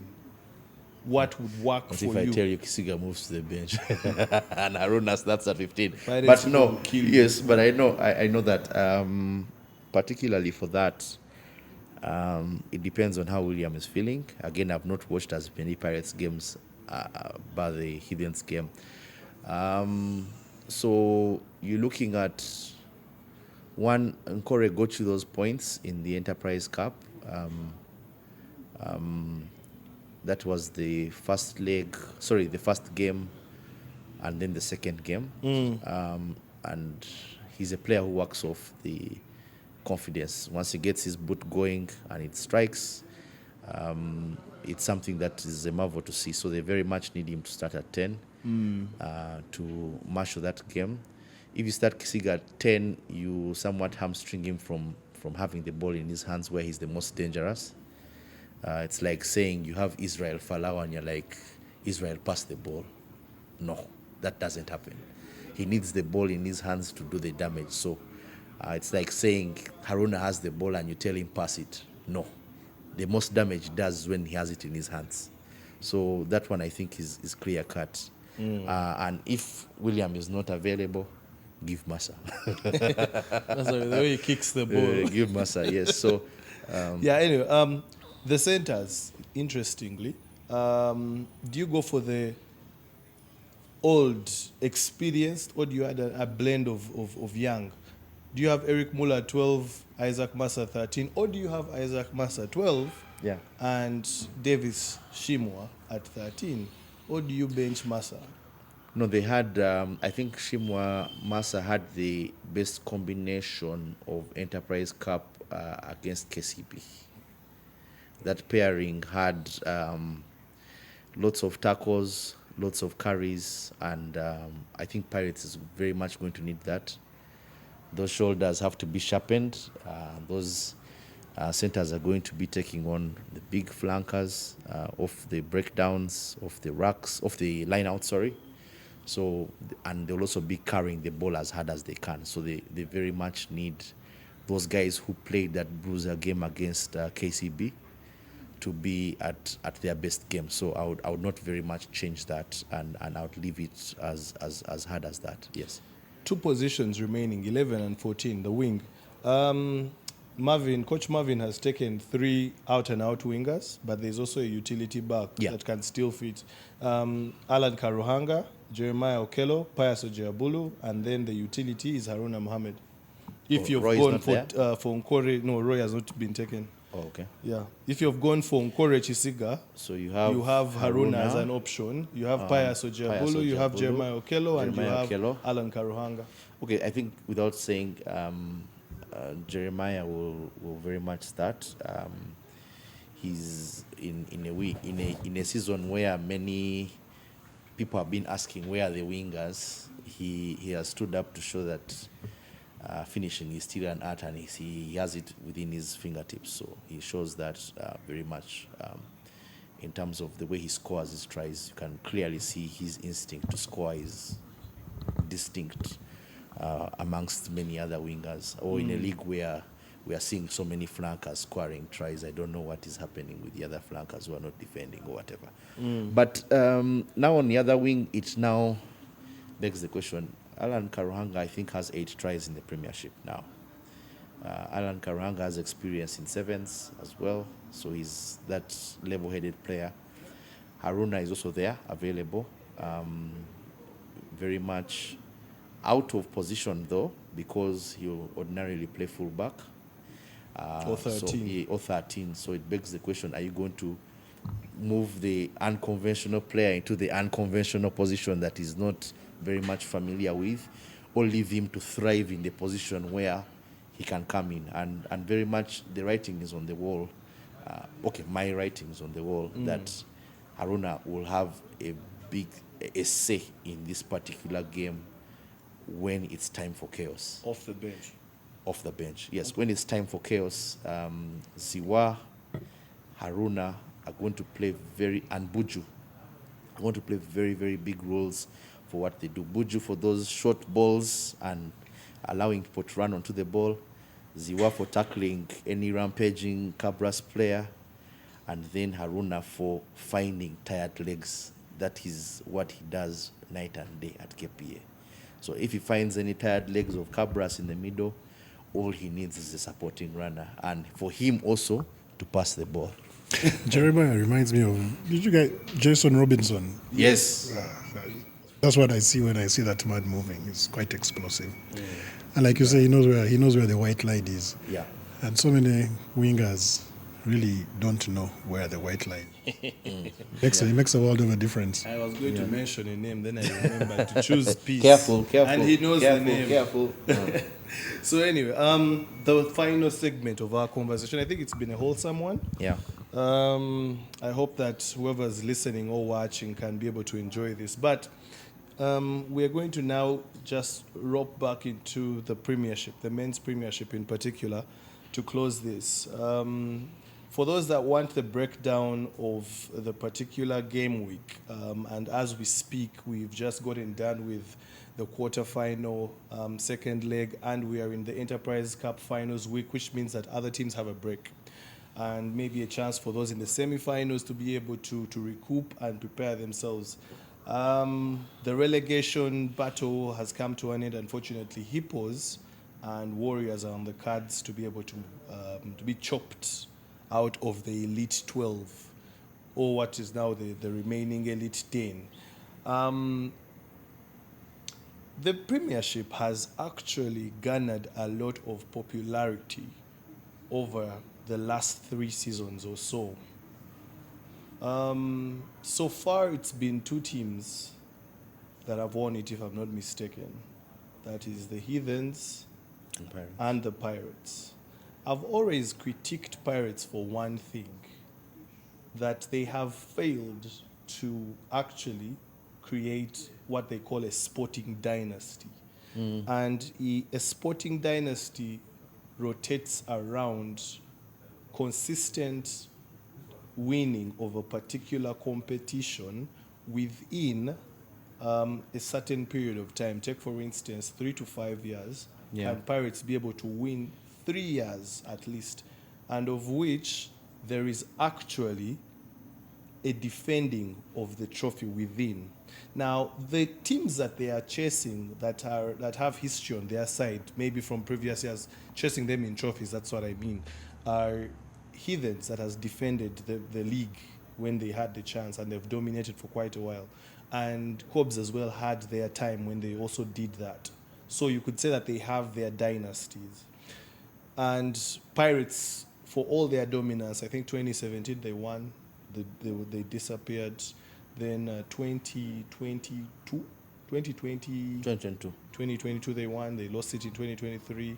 2024 they won their third. Now is the chance for them to actually get into the dynasty conversation. But aside from that, I want very quickly, in about a minute from each of you, your thoughts on this year's Premiership, the men's Premiership in particular, and how competitive the semi-finals or the playoffs have been, rather. Starting with you, Mr. Eric. Third year of the format, going on to 4. Format has revitalized the game. It has brought back excitement. So I'd like to say that I think we did a few things right getting into it. And it also helped us expand to 12. How has it been this year? Honestly, the top end takes care of itself. I like to focus on the bottom end, and on the bottom end, for the first time since the new format came, we have had three walkovers. I know I'm setting myself up for the next topic. So that for me is a big blight. So top end is fine. The bottom end is not needs to be watched. Back to the topic of financial viability of a club. Even getting to game week, we're now going to 13, 14, 15. At 14, 15, 16, so we're going to 14. Yeah? 14, the two semi-finals, 14 and 15. Even getting here has had so many near misses in terms of teams almost not making game day. That for me is a bit scary, and to put heads together to how to ensure that's not really a very big threat. It will always be a threat on the risk matrix. We just need to push it further down. Okay. Edwin, your thoughts? For me, he's dealt with the part of the finances. I think that has not left a good taste in many people's mouths. I think the challenge that clubs have faced in terms of finances has been evident this season. Clubs have been stretched to their limits, and it has put them even in positions where they can't compete at all. And with that begs the question what the model is in terms of how these clubs can get money, and also how maybe there is a passive of knowledge to clubs on how to adequately source, crowdfund, and at the same time be able to sustain themselves financially, because I think that has been one of the underlying issues that clubs have faced over time. For me, the Premiership again has, so I'll focus now on the rugby. The Premiership has been a mixed pizza. Some part is veg, other part is non-veg. Like the pizza they're going to give us here at Excelsis. Like you find some parts have been epic. You play out a very interesting opening day involving Pirates and Cobs. You have then Cobs on the back foot now playing to a 10-10 draw with VU. The next weekend, Buffaloes pushing Pirates to the limit, but they lose that one. Then by match day 2, you are having a sniff of Pirates issues in terms of seeing what they rarely show their Achilles heel, but in those first 2-3 games of the season, you could clearly see their Achilles heel was they would not Second finish half, strong. yeah. Second half was their biggest issue. All the points they were conceding, all the near misses other teams had against Pirates was because of the second half. Again, then it just showed again in that game against Heathens. Then even not forgetting match day 2, Impis beating Heathens at Graveyard. That pitch invasion must have slapped Titanic music on that. So, like, the way the season has started gave us a lot of excitement. The fixtures, Mongas derailing Impis. Like, the games have been this kind of thing where when you look at a fixture list, and especially for us as Fat Cats who try to be at all games at all times to give an experience of what the games are, even as we get torn in terms of what do we do, which game do you cover, which games do you watch. So you have to even apportion yourselves differently and say you go here, I go here, then we can conference and discuss this particular game. So the Premiership has lived up to its billing this season. I believe the shocks have been many. I believe the good wins have been superb. Seeing Buffaloes flirting with the top, and then on the last day, the last weekend, losing those 2 games against VU and whatever, put them in a collision course with Mongas. At the end, I think it's now quite clear. NBA Sports shows that it was a try. It wasn't a knock-on. Maybe the sequence before the try was a knock-on. Perhaps that's what the defender was complaining about. Like, you could clearly see that even with the level of rugby that we've been watching in terms of competition, even the referees have been put under strain from what happened at Impis, the debate about, we put out that video about tackler not releasing, what is a rip, what is what, Heathens versus Pirates, like very, very many things. So, like, even now, in all facets of the game, financial, refereeing, player welfare, and the like, the league has been tested. All teams have been tested in respect to that. I would very much say there's a lot more to come with the semi-finals. I just hope and pray that that planned fixture of Friday, Saturday is still available, and that can allow us to indulge in all these particular games. I know there are a few public holidays coming up in the weeks to come, Heroes Day and Martyrs Day. I don't know if it's possible to have something around that, but not at all. But it goes without saying that even now it's still too early to conclude that what the Premiership is going to deliver, but we just hope that the semis and finals live up to the billing. Allow me to supplement. I said for the first time, the bad side, for the first time we had 3 walkovers. I also want to say that another blight on the Premiership this year, because my job is to focus on what's going wrong. What's going right is right. So what's going wrong, and we re-engineer and fix. Consistently, again, now coming to the 3rd season of the new format, going into the 4th, and guessing even further back, we're still having referee assault issues. Yes. That is another that's another low light.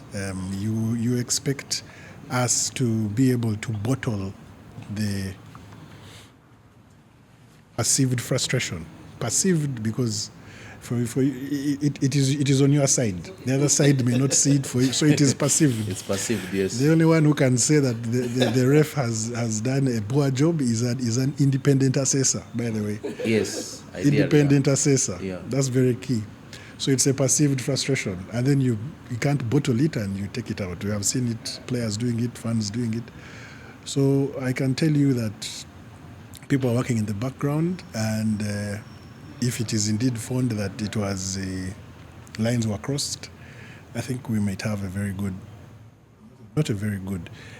telling verdict on. I don't want to preempt the DC, but there will be a pronouncement.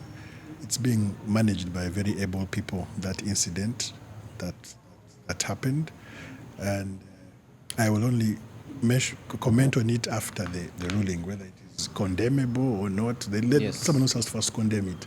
So I'll stop there and say we need to stamp it out. Bottle your emotions. And of course, one of the very key talking points from our space yesterday was around the relegation zone and also connecting to the tournament manual. And of course, this segment is brought to you by Black Life.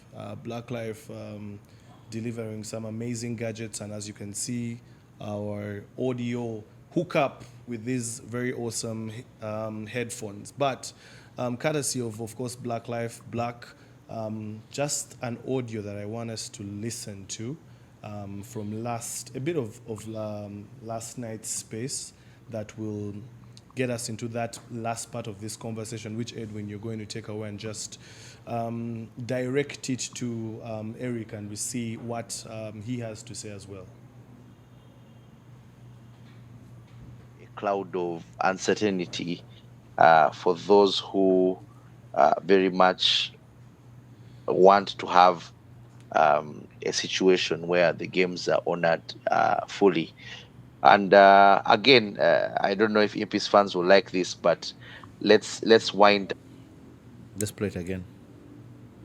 Try and understand or get to the bottom of things in terms of how these manuals are applied and the impact they very much have in respect to actions or acts that may, one way or the other, affect the integrity of sport. Because now the challenge here is, and what many are saying is that, yes, imagine I also fail to show up for my games and I easily have my reasons to explain that, and then after not showing up for my games, I manage to win. In this scenario, for example, maybe when I don't show up for 3 games in the Premiership, I miraculously enter the quarterfinals, and then I enter and win the championship. And then there's Rule D, and then there's Rule C. So the question now is more of like, yes, this has been done, but was it right? Does it go to the integrity of the sport? I very much believe Kakira had reasons for not showing up. Let's even tag them as financial for not showing up. Is that and obviously you're not privy to these communications between Kakira and the union and the competitions manager or managing committee, but it does leave a cloud of uncertainty for those who very much want to have a situation where the games are honored fully. And again, I don't know if Impis fans will like this, but let's wind. Yeah.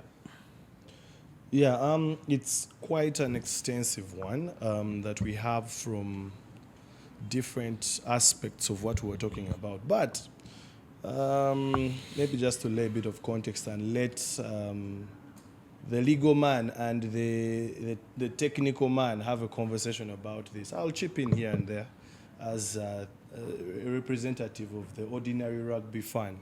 But you're looking at it in a way that a certain team in Kakira Simbas, by the name of Kakira Simbas, finds itself in a position where they missed 2 games that were deemed walkovers. And by the tournament manual, that the punishment for that is dismissal and a fine of 600,000 Ugandan shillings. Yes. But for some reason, Kakira remains in the Premiership, continues with other games, is in the relegation playoff, has won its relegation playoffs, and has a chance to compete in next year's competition. And that is now in stark contrast to a team like Hippos that has honored its games and now finds itself out of the Premiership.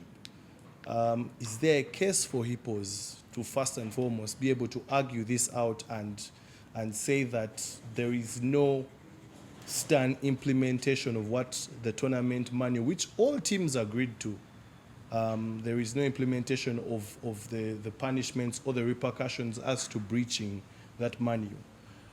Or is Kakira justified in your POV that now the fact that they got the opportunity to continue to play and they made the cut, that they have the right to be there, keeping in mind, of course, yet again, there were no official statements shared. And the communication coming in was that Kakira Simbas communicated early in the week to Pirates and to maybe the Union. However, there is another contrasting statement that is also saying that Kakira announced this The day of the day of the game. 11 a.m. Yes, and while we are all at this and we're talking about all these different things, there was around that time also, you could say, the awards dinner for Uganda Rugby, which in a way also rubbed people a bit the wrong way, that we're spending some money this side when a team is claiming not to have received any money. So that sets the ball for the conversation. Yeah, I'll start with you, Edwin. Yeah, earlier, was it last night? Yeah, I put out a tweet saying that it begs the question about you're looking at strict interpretation of what the rules are vis-a-vis the aspect of a liberal approach to situations, as you can see, the union usually adopts in matters of this nature. So for me, if you strictly interpret the relevant provision, which is C, which talks, so the first one is A, which talks about if you don't show up for a game, what happens 25 minutes after the scheduled time, the other team receives a walkover. In this instance, I think the ambulance example does not become relevant. So the ambulance thing is kicked out of the door. And then it says C, for any person that has failed to show up,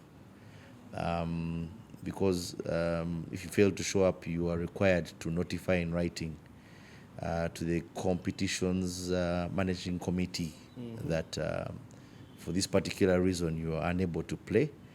And if your reason is not convincing, if the managing committee is not convinced, then, and it discovers it's a case of misconduct or match fixing, then you are subjected to a disciplinary disciplinary committee. So you're referred to that particular point. In my interpretation of that, rather strictly, when you look at that particular aspect, when you give your reasons in writing, that particular clause does not go ahead to emphasize that what happens if the managing committees are convinced. So if you are to interpret it that way, the implication of that is that once you are convinced as a managing committee, the benefit you get is that you are not sent to disciplinary. So they find it's not a case of match fixing, it's not a case of misconduct. There is actually a genuine reason why you could not make it. Perhaps maybe you encountered something on the road, maybe the club had an issue before that has substantially affected the ability to honor a fixture, and for that reason, the managing committee deems it a convincing reason for you to have missed the game. Now, my view is that when the managing committee finds your reason convincing, it doesn't mean your game is not missed. It means that it doesn't exonerate you for not showing up for the game. So in my view and my interpretation of that provision is that that is now strike one. Okay. Meaning that if you miss another game, now what D says is that failure to show up for 2 games leads to automatic disqualification and a fine of 600,000. Okay. So with your failing to show up for a second game, there is even no room for hearing. Unlike in the first one where they afford you that right to be heard. They say, confirm in writing, give us convincing reasons. So now with D, they are basically telling you that at that particular point, once you have failed to appear, for the second game. There is even no room for explanation. There is no room for jazz. It leads to automatic disqualification, and you pay a fine of 600,000. That is the important issue. Where do I start? So earlier I said that the bad things about the season, and I said we focus on what went wrong. Yeah. What went right takes care of itself.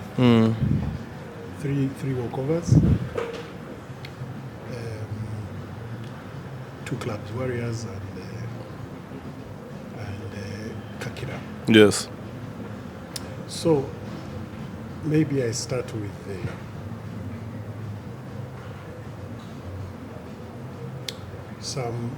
not history, but if we look at sporting events, both local and international,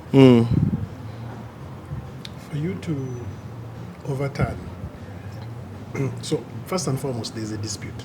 Yes. There's a dispute that has been lodged by Hippos Okay.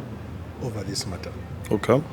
I think that is something I can share here, that Hippos has lodged a complaint over this matter you've raised, and effectively they are saying our opponents who have relegated us are putting it in court because now Yeah. there's a complaint. There's a complaint. Should also retrospectively be the ones going down because of clause 4.9 point something D. Yeah. C and D. C and D.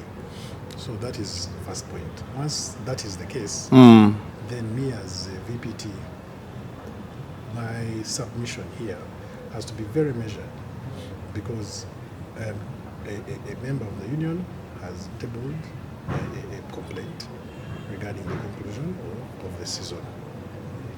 So that's another blight on our season. Now,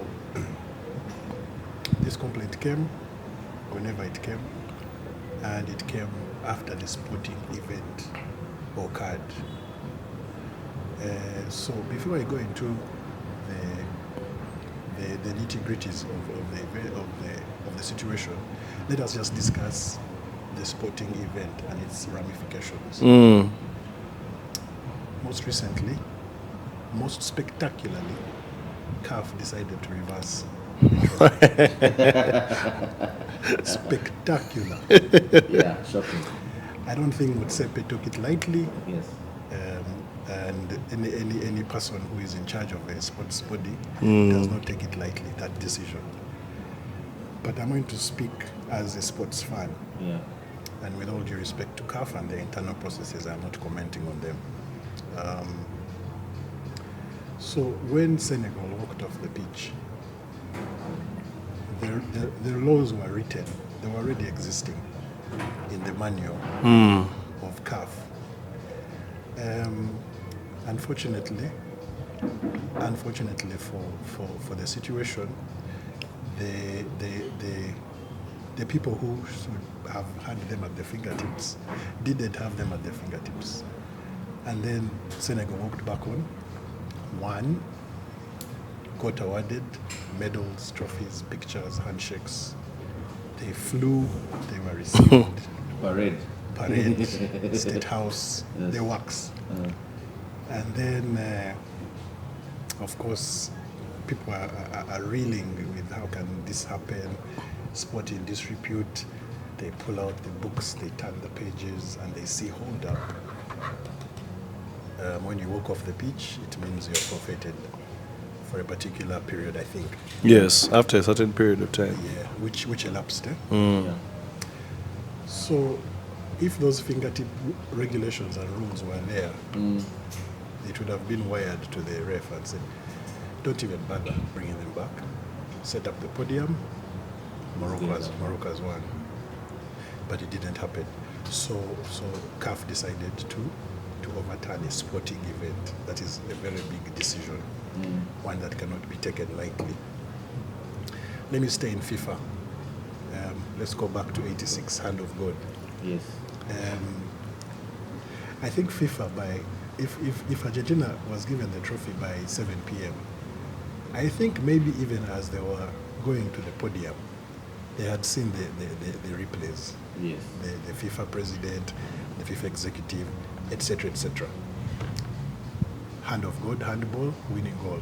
They gave the trophy, they still have the trophy. There was no reversal of a sporting event. Why nothing was written that allowed for such a reversal? So two separate scenarios. But strictly speaking, that thing is still hurting some people. Now let's come to our rugby. Again, this relegation promotion shenanigans, not shenanigans, serious business of relegation and promotion. 2023, I remember I just joined the union and the Warriors was coming up and there was a team from the east in their way. Elgon Wolves. Elgon Wolves. So before the game, I think there were some ineligible players. I think Warriors lost. I'm trying to remember the details. I hope you guys can also help out. Yeah, I recall There that was game, there yeah. was the result was cancelled. There was a replay without the ineligible players, or was the result cancelled? No, I think there was this. Warriors went through. Yeah, they disqualified Disqualified, Elgon Wolves. and Warriors went through. Yes. Why? Because at the time, I was there, so I know that the due diligence of checking the players wasn't done, and Warriors did a very good job of proving. So the sporting event was reversed, and Yeah. because with all the embarrassment on the party of the reverser, Yes. anguish on the party of the person you're taking it away from, Yeah. etc. More recently, last year, Iwis was promoted to sevens, having used a poorly transferred player from Kitgum, from Kitgum Queens, and they were promoted at the expense of, I think, Bale Elephants.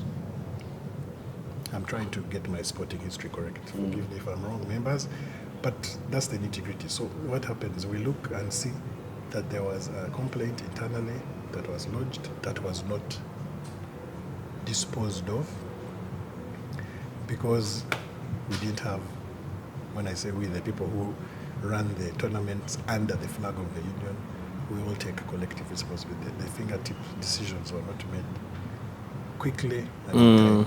And a sporting event occurs, Iwis wins, they are promoted, they are given a trophy, medals, and it stayed. So here we are with this situation. A sporting event has occurred twice. A euphoria of promotion has occurred. The dejection of relegation has occurred. The people, us who should have had the facts on our fingertips, just like CAF didn't, we didn't, and we allowed the game to happen. So now there is a complaint. Do we do the CAF and reverse, or do we maintain the promotion and the relegation? That is the question. I'm not even going to answer it here, but that is the question. Now, if you look at those regulations, 4.9.2 CD, there is also 4.5. And in 4.5, it mentions tournament director, it mentions competitions manager. Together they form the competitions management committee. It mentions the technical committee. It mentions the power of the technical committee to review. The reason for the lawyer mentioned it, the reasons for the walkover, and if they have been deemed sufficient, what measures are done. So the first point of action is the tournament management committee. Tournament management committee and the tournament director at the first line of sorting out the problem. Then they can take it to the technical committee, which looks at the reason. So this happened for Warriors, and the decision was made. Decision was made and communicated to the club, because the reasons were found as they were found. I don't want to divulge details, but for the Warriors walkover, that happened. For the Kakira walkover, it happened at varying degrees. First walkover came at a different timing. For the second walkover, because you had a debate, was it on the day? Was it days before? Both are correct. One was on the day. Yeah. The other was a couple of days before. Mitigating circumstances, which you mentioned. Like I said, it is a current complaint or a dispute. So my hands are tied on how much I can share, but I want to just explain to the fraternity that it is being taken seriously. And I just wanted to use the sporting event intro to show that it's not a simple decision as some would want us to have it. Huh? Yeah. Makes sense. So the merits and the demerits of how the both walkovers were handled have been looked at. There's a report that came out today morning, because the competition management committee has to produce a report.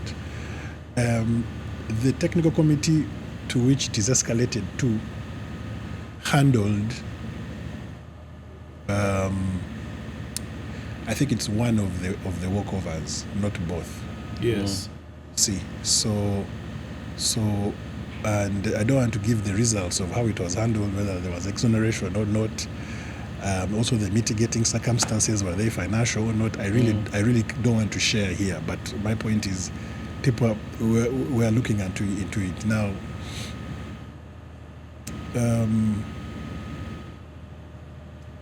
Where do I go now? So in that manual, I've just mentioned 2 committees. There are also further committees. There's a disciplinary committee mentioned. Yeah. If you now go to section 5.2, there's a disputes committee mentioned. There's an appeals committee mentioned. Now, the disputes committee is a very special committee, and it deals with large sporting disputes, exactly the way you see them now. Because we have a team that is relegated and a team that should be relegated. And the sporting event has happened, and one of the walkovers was considered by the competitions management committee, and to a certain extent the technical committee. But then clearly, as is the case with the CAF, not all, I'm sorry for using CAF as an excuse, but it's a benchmark. Makes sense. Yes. On maybe the fingertips, there was that hammer didn't come down in time. So we are at fault, so to speak. We are at fault for not bringing down the hammer. Not really bringing down the hammer, resolving, because it may not have been a hammer. Maybe it would have been but the council says it's black and white. So that's point number 1. So what I'm saying, that's like point number 3. So what I'm saying is, we are going to be forced, I think, for the first time in the history of the Premiership, to activate the disputes committee. That is going to get all these facts and tell us whether we are going the upset a sporting event route or maintain status quo. Now, let me just give you the political, not the environment. Is it political? Is it the sporting environment? Yeah. We all know our ecosystem, and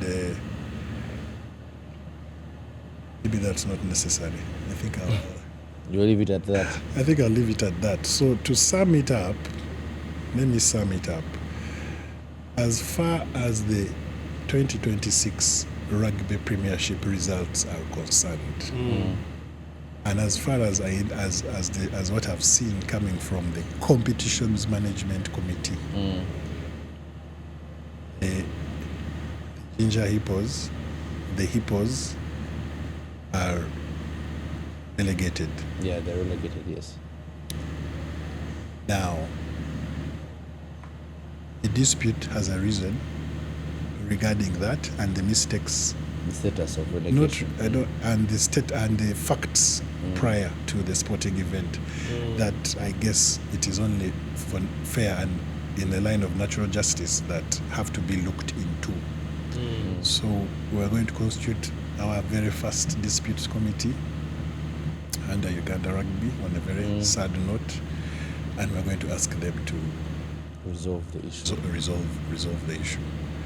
So, Eric, from what I've heard you say, my one question is why the way you've explained to us, and this is not the first time, this is on a number of occasions, that at least the general public or stakeholders that are involved, isn't there normally that case of a statement at least put out to explain the status of events at the moment? Usually the union, more often than not, takes the approach of keeping quiet. Then Kakira also keeps quiet, and you find people creating their own narratives, which then circulates in the news, which creates bad PR for the sport, for the union that does a lot of good things, but then gets marred by the few things that happen that go wrong. Why is it that we don't put out these statements that at least give some level of, okay, this is where we are now. We might not have the answers, but why don't we at least have that communication go out?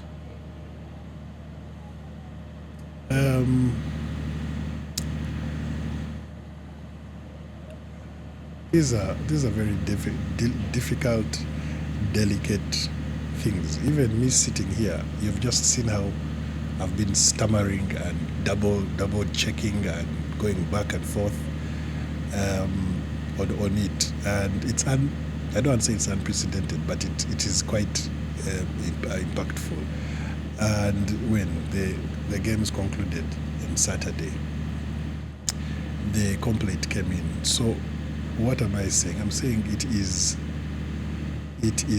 still ripe. Okay. It is still ripe. Even the interpretation to go to a disputes committee is new, because everybody reads the part of the manual that they want to read. Yes. I don't know how many of us have read the whole of it, so we had to I continue opened down it and down, and yesterday then for the first you see time. for the first time. So all these permutations. So by the time you sometimes you can fail to write a statement because you do not know what you're going to say. Yes. Okay. See, as simple as that. I don't know how much information we had leading up to the reverse of the just concluded Africa Cup. AFCON thing, yeah. We just woke up and How long boom, did it take for them to actually do that? Great. there was a decision. Guys have received the money, they haven't even spent it for winning. But There are anyway, no refunds. Edwin, Yeah. from what you've heard him say, your thoughts? Me, I maybe two things. One, will the proceedings of the disputes committee be public? Because I think in light of how integral this thing is, having it not, I don't know, public per se, but maybe a link to easily just follow proceedings would be very much appreciated. Should we apply to be friends of rugby? You know, there's friends of court. Should we say we are friends of rugby? We are interested in what is happening in this matter. It is going to help develop sports. I don't think that will happen. But yes. the transcripts will be sent to the member clubs. Yes. And I'm sure the member clubs will have no qualms sharing them with the interested parties. But Okay. that will be there's a report, there's a transcript given to the member clubs, and the member clubs can circulate to whoever they feel appropriate to circulate it to. But to have a live hearing, no. that is We're going procedurally to ask to possible. live stream, and Hey. the chair of the committee would say, okay, Hippos, now with your mic, speak. Now you stop. It's going to be interesting like that. But maybe lastly, now you talked about the example of the referee, but yours is a bit different. You guys have the manual.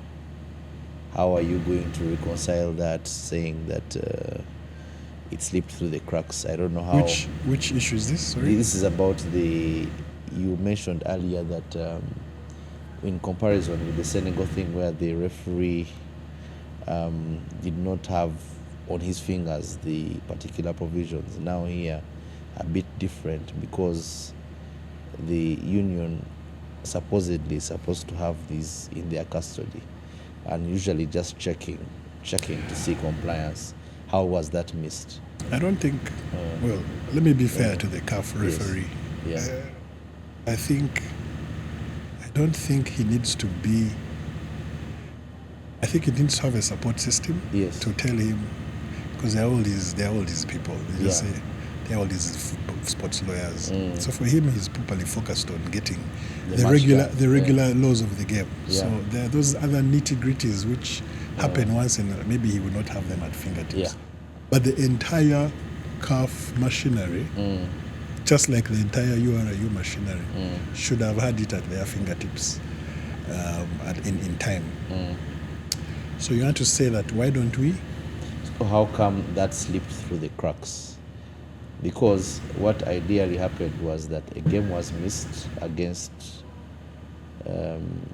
Pirates, and then another against Impis. So at that particular moment like this, at that particular time, if we are following the strict application of the manual, at that point the gauntlet would go down, and then you'd easily say that Okakira disqualified. And it does set the precedent if they are not disqualified at that point. Yeah. So I am not going to lay the blame on anybody in particular. I will still maintain the fact that it slipped the hands of the Uganda Rugby Union. Yes. And if you really want to zoom further, it being in the purview of the technical committee at the beginning, Yes. I being the chair of the technical committee, you want a head on a plate, I can serve you mine. So you're the one. And I think finally, in about a minute or two, what are we going to do? What's the solution for crowd management at games? We've seen it's relatively well done at national level. Reuben, allow me to just track back a bit, because that one is very important. So these manuals, first of all, I'm going to now dig my hole further. Yeah. They were crafted. I think these manuals have existed since we were 6 teams. Since we went to 8, we went to 10, with just small increments, but the gist still remains. They were crafted when games were in one pond. I'll call it a pond. They were crafted when overheads were lower. I will tell you for free, they were crafted before the financial situation of this season occurred upon us. Yeah. That's number one. So that I'm trying to make an excuse and say maybe that the manual is a bit. The manual did not Envisage those treat circumstances. the circumstances and the near misses of this season's rugby. And like I said, there were very many near misses. And who is to say that 2 or 3 clubs may not have been walked over twice? But that is now hypothetical.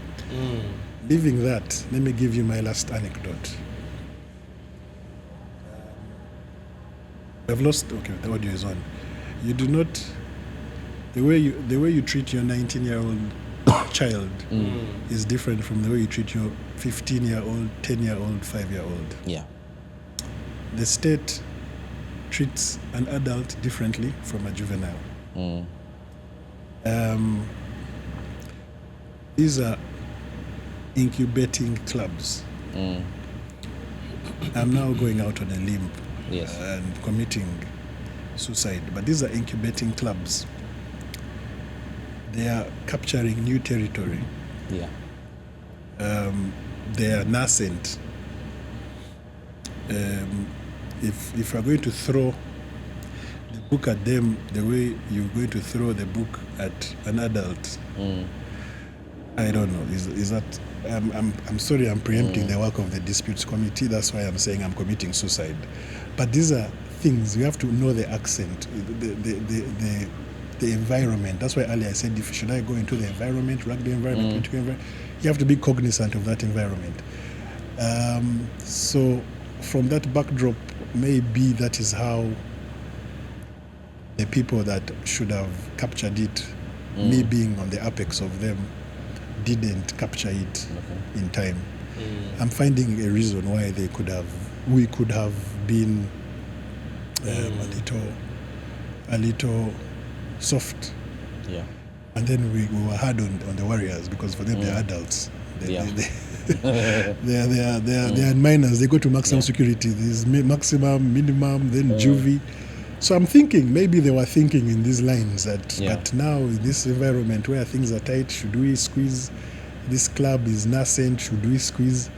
All of a sudden, they are surviving on the political event, and then now we have to deal with these misdemeanors or serious crimes that were committed on the way.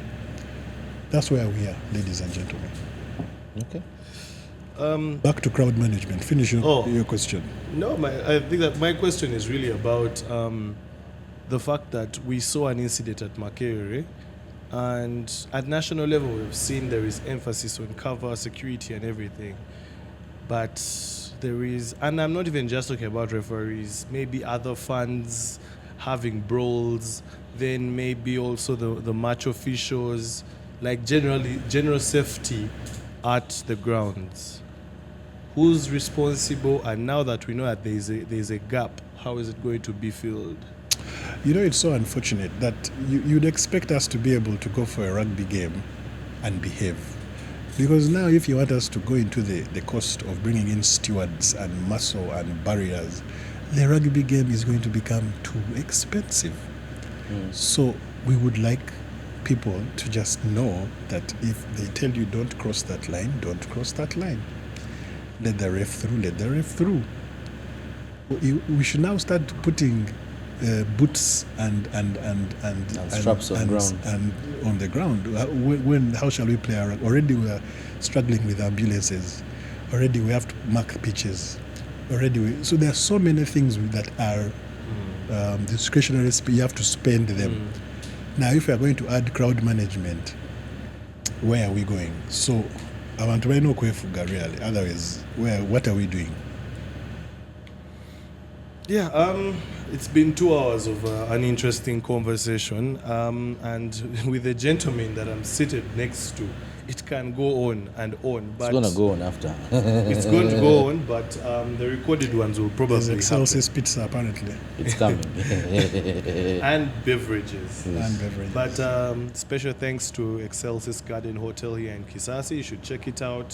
Wonderful rooms, beautiful hangout space for a pre-public holiday chill like this one. If you look in the background and you see that lovely gazebo-like bar with the outdoor setting, I think it's very, very chill. But also there's space for you to be able to host your events, and many other things also for those that love sport, rugby, football. There's an opportunity to watch at the various bars within the hotel.